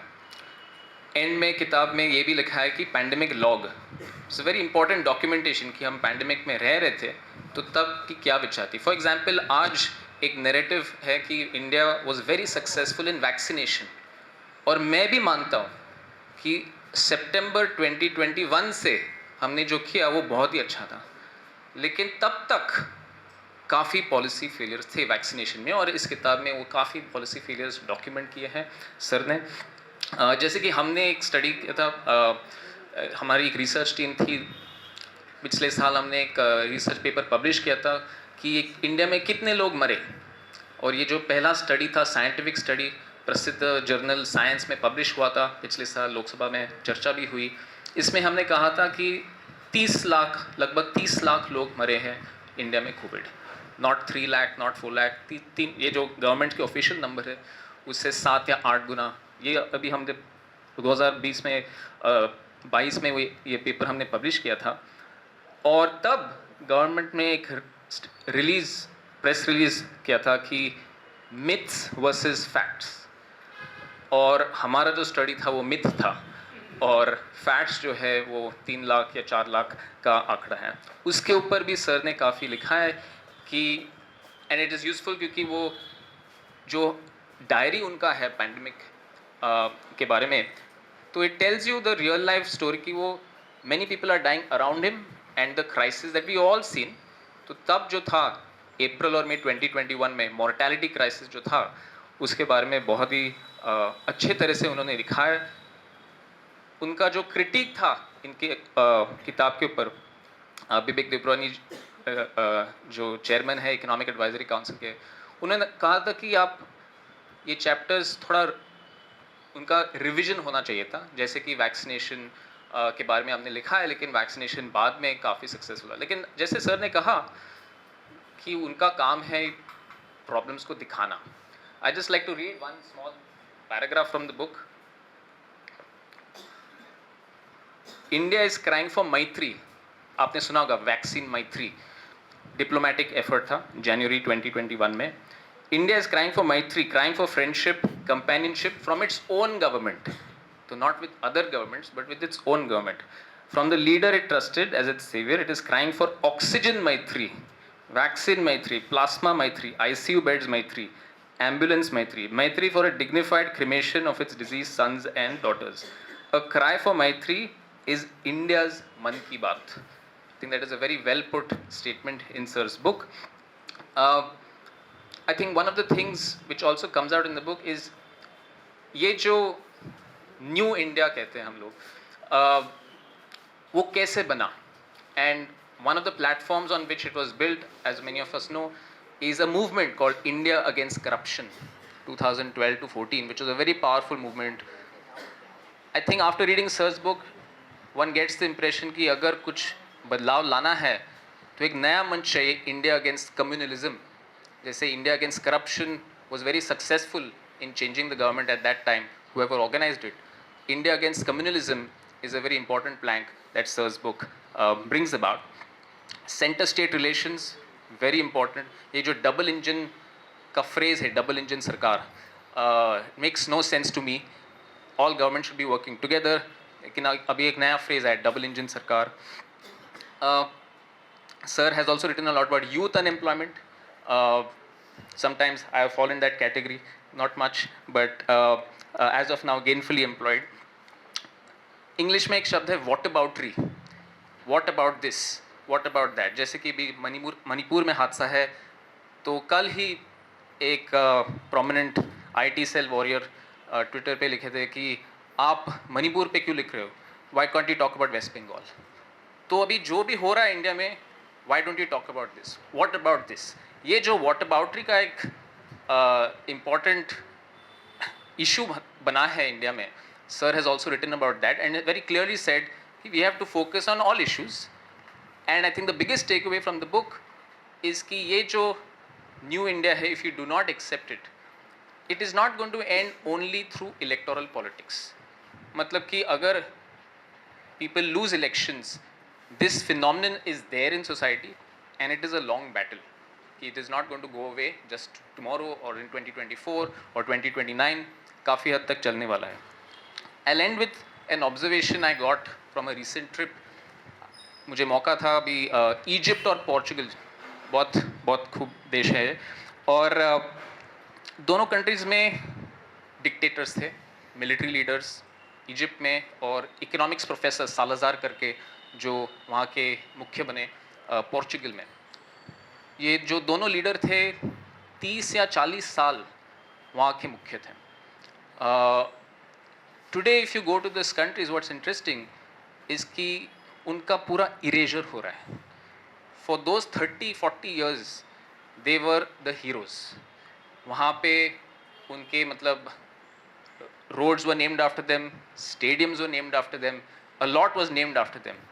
लेकिन जैसे ही protest movements आए, जैसे कि tahrir square in Egypt, Portugal में democratic movements, जैसे वो movements आए, not only was the fall quick but the erasure of that grandeur, उनके जो पोस्टर थे वो सब चले गए। तो if you go today to Egypt, एक मुबारक मेट्रो था, वो भी मुबारक मेट्रो नहीं, वो भी मार्टर्स मेट्रो है। तो you can also see how things can change by looking at history. And if you think that New India, some of you might think it's a good thing, I do not.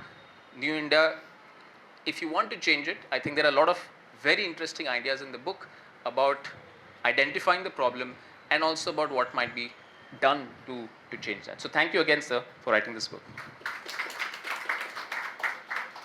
Thank you ચિન્મયભાઈ, અને હિન્દીમાં બોલવા બદલ. હું સુરેશભાઈ મહેતાને વિનંતી કરું, પહેલાં શબનમબેન આપણી વચ્ચે છે, શબનમબેનને વિનંતી કરું કે અહીંયા આવ્યા જ છો તો કંઈક વાત કરો અમારી સાથે, એમને તક મળે. मन की बात आपकी मन की बात करो.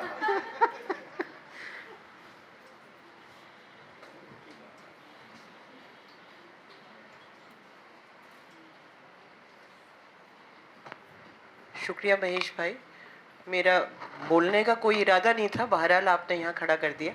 मेरे ख्याल में जो सबसे ज़रूरी बात मैं कहना चाहती हूँ, किताब के बारे में तो बहुत कुछ कहा जा चुका और ये हमारी खुशकिस्मती है कि आज प्रभाकर हमारे साथ हैं और हम यहाँ इसे रिलीज़ कर पाए डिस्पाइट ऑल द इश्यूज़ जो गुजरात में हमेशा होती हैं, हॉल लेने से लेके और मीडिया को रोक देने तक. लेकिन मेरे ख्याल में जो सबसे ज़रूरी बात है आज के हिंदुस्तान में वो ये कि हमारे सामने एक बहुत बड़ा चैलेंज है और उसका सामना सिर्फ तभी किया जा सकता है जब हम निडरता से अपनी बात बहुत ज़ोरों से कहते रहें, क्योंकि हमारे चारों तरफ लोग जो हैं वो चुप होते जा रहे हैं और एक ऐसा माहौल बनाने की कोशिश है जिसमें हर बोलने वाले के ऊपर या तो FIR लगा दिया जाएगा या ED भेज दी जाएगी या CBI भेज दी जाएगी. जिस तरह से हम या हमारा समाज डरता है इन आवाज़ों से या ED से या CBI से, ये समझना ज़रूरी है कि हमारी बुलंद आवाज़ों से वो भी उतना ही डरते हैं. ऐसा नहीं है कि वो हमारी आवाज़ों से नहीं डरते. और फैशिज़्म जो है वो डर के ऊपर ही पलता है, डर पे ही पनपता है. तो अगर हम बोलते रहेंगे और जो भी गलत हो रहा है उसके ख़िलाफ़ हम आवाज़ उठाते रहेंगे तो मुझे पूरी उम्मीद है कि जो हालात अभी मुल्क में हैं उससे हम बाहर निकल पाएंगे. सबसे पहला कदम यही है, जैसे कई लोगों ने यहाँ पे कहा, कि पहले डिसलॉज करना इस सरकार को, जो कि एक फांसीवादी सरकार है जिसने एक डेमोक्रेसी को, एक लोकतंत्र को बिल्कुल तकरीबन अथॉरिटेरियन रिजीम में तब्दील कर दिया है.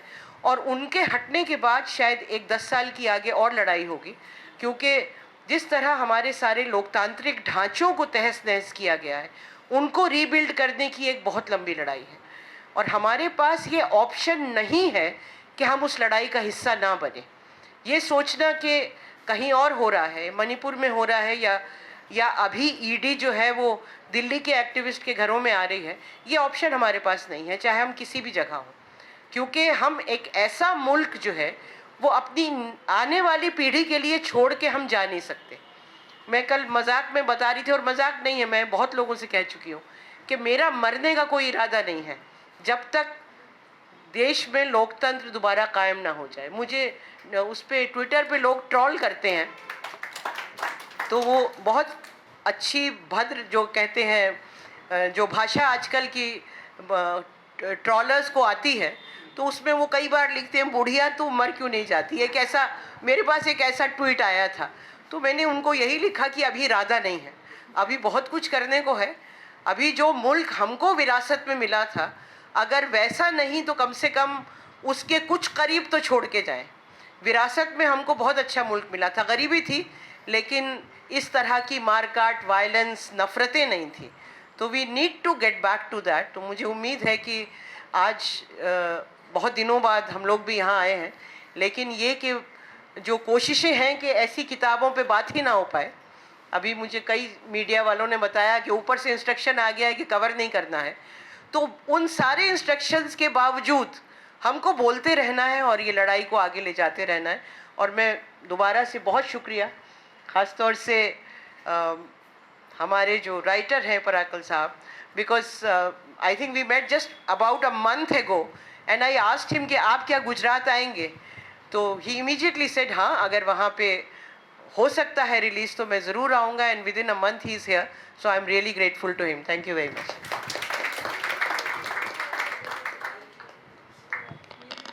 ની ઉંમર ઘણી છે પણ નિસ્બત છે. લોકશાહી બચાવવાનો, ગુજરાતનું ભૂલ સુધારવાનો, એટલે સમયાંતરે સરકારોનું લોકોનું ધ્યાન દોરતા રહ્યા છે. જુદી જુદી રિસર્ચ દ્વારા, પત્રકાર પરિષદ દ્વારા. એ માનનીય સુરેશભાઈ મહેતા સાહેબને હું વિનંતી કરું કે તેમણે હવે આ બાબતે વાત કરે.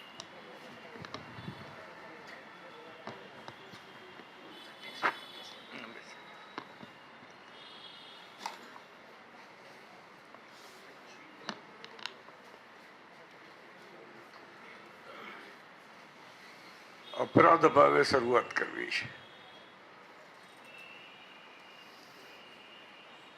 મિત્રો, થોડા દિવસ પહેલા એક મિત્ર મળ્યા હતા. નોન ગુજરાતી હતા, પણ આ દુનિયાના હતા. અને મને કહ્યું કે તમે અભિનંદનના અધિકારી છો, ગુજરાતી છો, દેશને મોડેલ આપ્યું છે, ધન્યવાદ. આમાં એણે મને ઘણું કહી દીધું અને એટલી હદ સુધીનું કહ્યું કે હું વિચારમાં પડી ગયો, મારે શું કરવું.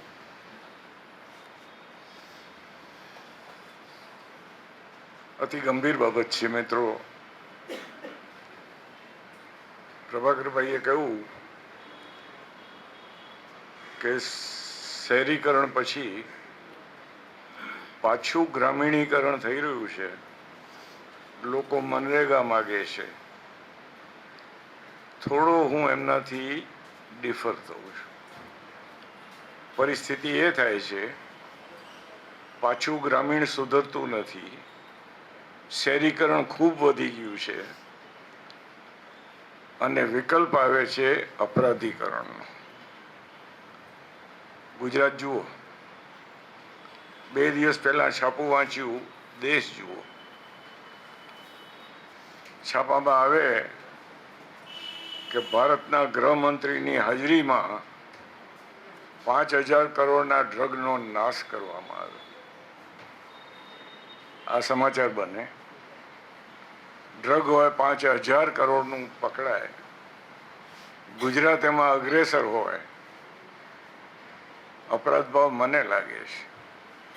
મણિપુરની વાત થઈ. મણિપુરની ક્યાં વાત કરું? હું મારા ગુજરાતને જોઉં, બહુ અર્થશાસ્ત્રી નથી, છતાં ગુજરાતની આ દશા કેમ? મિત્રો, non BJP mind set in India આજે ખૂબ જ સ્પષ્ટપણે કહું, ગુજરાત પ્રત્યે ઘૃણાથી જુએ છે. તમે લોકોએ દેશનો દાટ વાળ્યો, આ હકીકત મોઢે નથી કહેતા, પણ મનમાં જે છે એનું રિફ્લેક્શન આપણને આપે છે. ભૂલ આપણે કરી છે. એવી પરિસ્થિતિમાં જ્યાં જોવા જાઓ ત્યાં કયા ક્ષેત્રને પકડો? મણિપુરની વાત થાય, મારું ગુજરાત એનાથી બાકી છે.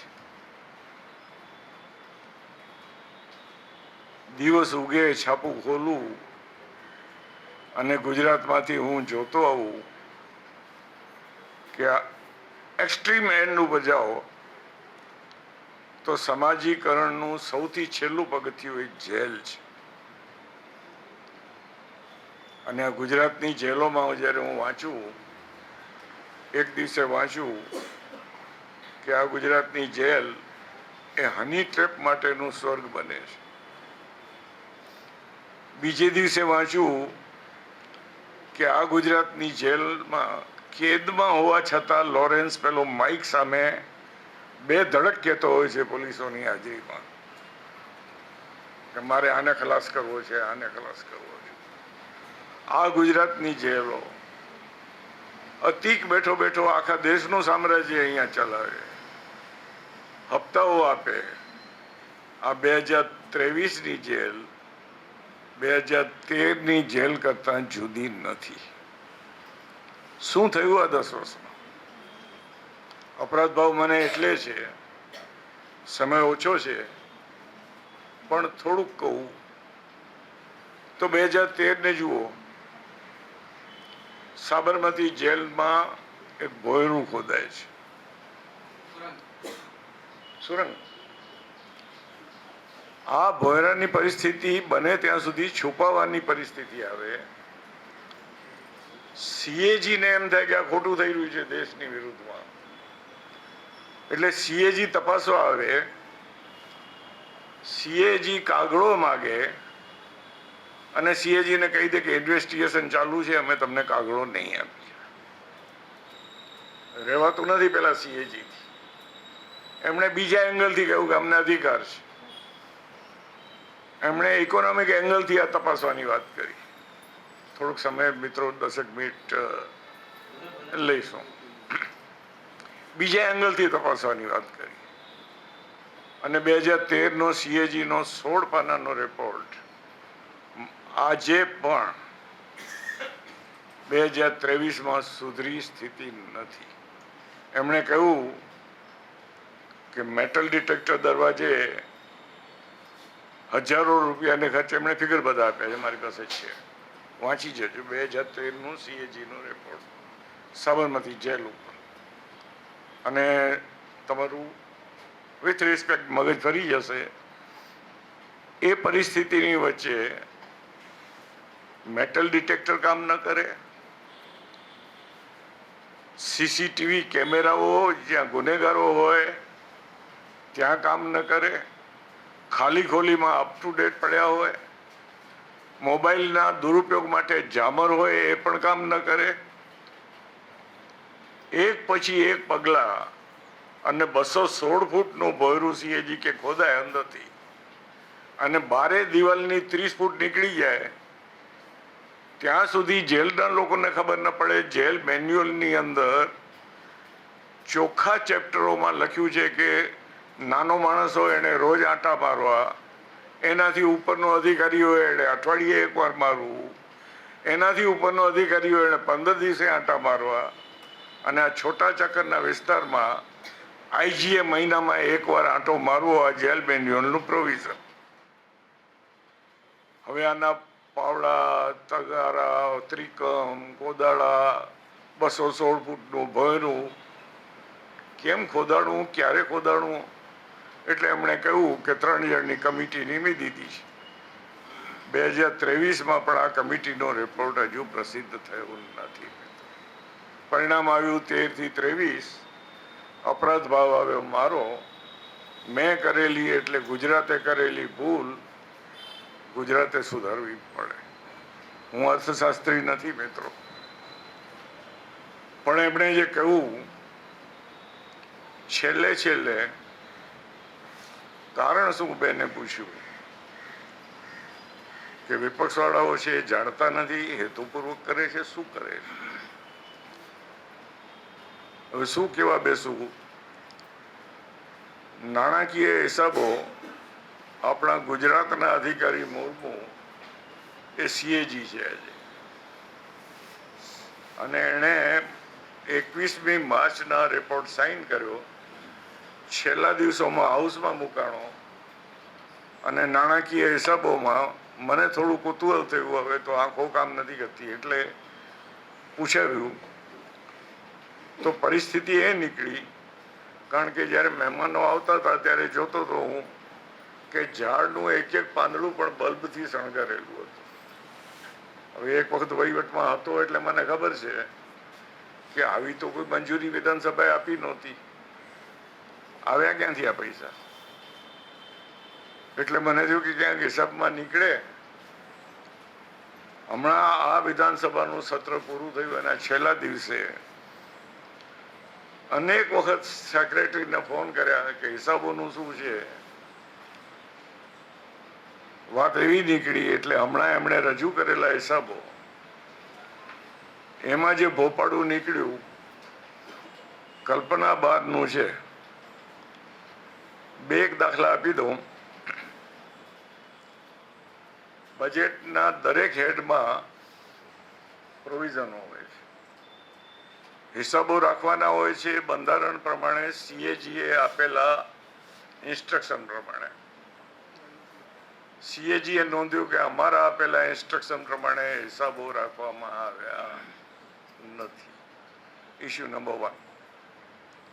નંબર 2, આ ભોપાળા કેમ નીકળે છે એની વાત છે.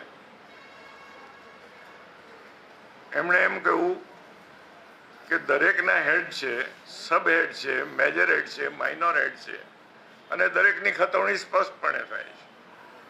આમ છતાં આખા રાજ્યમાં કદાચ ક્યાંક આકસ્મિક ચીજ બને તો શું કરવું, એટલે એમણે સબ હેડ 800નું ટાઇટલ આપ્યું, which was to be used in a very, very, very rare moment.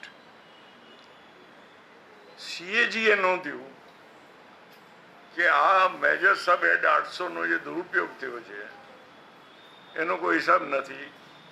એમાં આકસ્મિક અને અચાનક આ બે શબ્દો વાપર્યા છે કે આકસ્મિક અને અચાનકના હેડ નીચે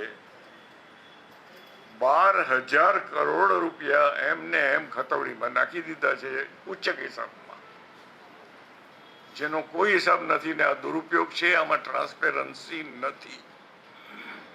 આ નાણાકીય હિસાબો રાજ્ય સરકારના તપાસવા કોણે, એટલે વિધાનસભાએ. અને CAGએ નોંધ્યું કે 2008થી કરી આજ સુધી ગુજરાતની વિધાનસભાએ આ હિસાબો તપાસ્યા નથી. પછી પરિસ્થિતિ એ જ આવે, કર્ણાટકવાળા મજાકમાં કહું તો જસ લઈ જાય, મને પોસાય નહીં. એટલા માટે કે તો આજે આવ્યા છે, પણ મારું ગુજરાત એટલું મજબૂત છે કે કર્ણાટકને ક્યાંય પાછળ રાખે. મને સમજાવો કે કર્ણાટકમાં ક્યાંય સચિવાલયમાંથી નોટોના થોકડા જોયા છે? એ કર્ણાટક હજુ ઘણું પાછળ છે. મને સમજાવો, નહીં તો એ લોકો તો જાણતા હતા કર્ણાટકમાં. મને એ સમજાવો કે આ કર્ણાટકવાળા બીજું બધું ભલે કરતા હોય, પણ આખી હજારો કરોડોની ધર્માદા જમીને ખાઈ જતા હોય, આવું કર્ણાટકમાં ક્યાં સાંભળ્યું? પછી નાખે ચેપ્ટર લાંગા ઉપર, અને લાંગા એ પકડાય એ બરાબર છે, પણ લાંગાની સર્વિસ બુકમાંથી નાના નાના ચેપ્ટરો શોધે, એના ઉપર એની ધરપકડ કરે, જેથી કરીને મોટું ભૂલાઈ જાય. લાંગા વિરુદ્ધ તપાસ હાલ્યા કરે, પણ તપાસ શેની, કયા મુદ્દાની અને કોણ કરે છે એ કોઈ જોતું નથી. What are the terms of references? અને these are the important factors. પછી પરિસ્થિતિ આવીને ઊભી રહે તો હજુ કર્ણાટકને શીખવાનું બાકી છે ગુજરાત પાસેથી. ઠગી વિદ્યા. આ ઠગી વિદ્યા એ ગુજરાતની મોનોપોલી છે. કોઈ પણ જણ ગમે એવો ડ્રેસ પહેરીને રસ્તામાં ઊભે અને હું ફલાણો છું, લાવો પૈસા, એમ કરીને પડાવે. પછી એ CBIનું બાનું આપે, ક્યાંક EDનું બાનું આપે, ક્યાંક કંઈક આપે અને બંડે પડાવો. અને પછી મારું PMO જોડે કનેક્શન છે, છાપામાં ફોટા આવે, આ ઠગીઓ પકડાય, એની તપાસ થાય, પણ એનું કનેક્શનના ટર્મ્સ ઓફ રેફરન્સમાં ક્યાંય નામ ન હોય. એટલે કર્ણાટક વાળો જો કોઈ મળે તો કહેજો કે હાલી નીકળવાની જરૂર નથી, અમે તમારાથી ઘણા આગળ છીએ. એટલે aggressiveness in politics is a must. We have seen in Karnataka, જોયું પહેલી વાર આ કોંગ્રેસે આક્રમકતા અપનાવી. નહીં તો હંમેશા વિદેશી નારીથી શરૂ કરી, સોનિયાબેન ચૂપ હોય, મનમોહનસિંહ ચૂપ હોય, અને આ ચૂપકીદીનો વંશ પરંપરાગત વારસો આવ્યો. પહેલી વાર આ દીકરો નીકળ્યો, પદયાત્રા કરી, આક્રમણ કર્યું.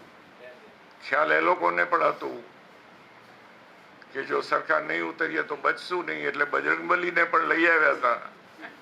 તો એ કર્ણાટકે આ બજરંગબલીને કહ્યું કે ગદા મારવી હોય તો એમને મારો, અમને નહીં. એ પરિસ્થિતિની વચ્ચે આ કર્ણાટકનું પરિણામ આપણા બધા માટે વિચારવાને પાત્ર છે.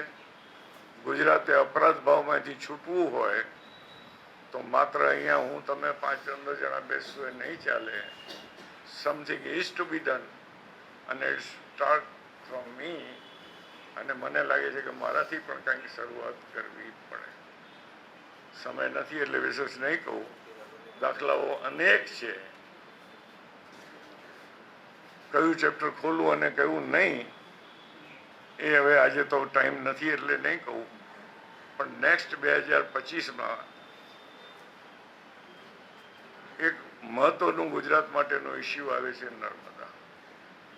અને ગુજરાત ઉપર મોટામાં મોટો આક્ષેપ છે કે ગુજરાત નર્મદાનું પાણી વાપરી શકતું નથી. તૈયારીઓ અત્યારથી થવા માંડી છે. ખોટા મેન્યુપ્યુલેશન ફિગરોમાં આવે છે. 89,000 કરોડ રૂપિયા આજે વપરાઈ ચૂક્યા છે. ક્યાંય કશા ઠેકાણા નથી. પાણી પહોંચતું નથી. આનું ચેપ્ટર ખોલવા જઈએ તો હરિ અનંત હરિ કથા અનંત થાય એટલે 7 વાગી જાય એટલે કહેતો નથી.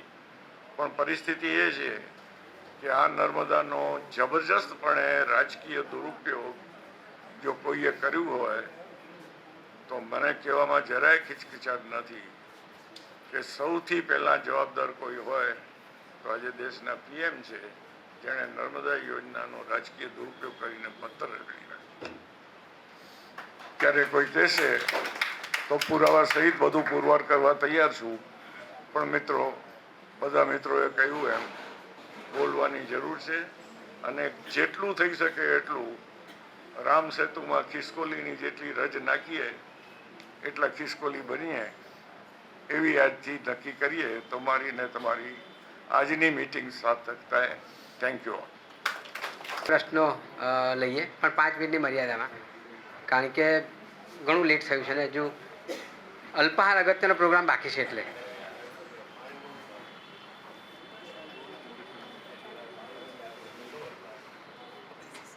ઓકે, તો મને કહેતા આનંદ થાય છે કે આજે કાનજીભાઈ આવ્યા છે, પૂર્વ મંત્રી અમરસિંહભાઈ આવ્યા છે, પ્રવીણસિંહ બાપુ પૂર્વ મંત્રી આવ્યા છે, ફાધર પ્રકાશ સેડ્રિક છે આપણી વચ્ચે, હેમંતભાઈ છે, કિશોરભાઈ અડીખમ યોદ્ધા છે, અને કોલેજના યુવાનો અને મીડિયા એ બધા આવ્યા છે. એનો ખરેખર આનંદ છે. કેટલું છપાશે નહીં છપાશે એ તો એમની ઉપર આધારિત નથી. એમણે એમની મહેનત કરી, એમને એડિટર નક્કી કરશે જે રીતે વાત થઈ તે, પણ એ આવ્યા એનો આભાર. અને નેહાબેન, પ્રભાકર સાહેબ, સુરેશભાઈ, પ્રકાશભાઈ, ચિન્મય અને આપ સૌ, આપનો ખૂબ ખૂબ આભાર. શબનમબેન, આપે પણ સમય આપ્યો, આપનો પણ આભાર. હેમંતભાઈ આવ્યા છે. હેમંતભાઈ આજે પણ શાંત બેઠા છે, પણ ઘણું બોલે છે, વારંવાર બોલે છે, એટલે એમનો પણ તક લઈશું આપણે. અલ્પાહાર છે બાદ. Thank you very much.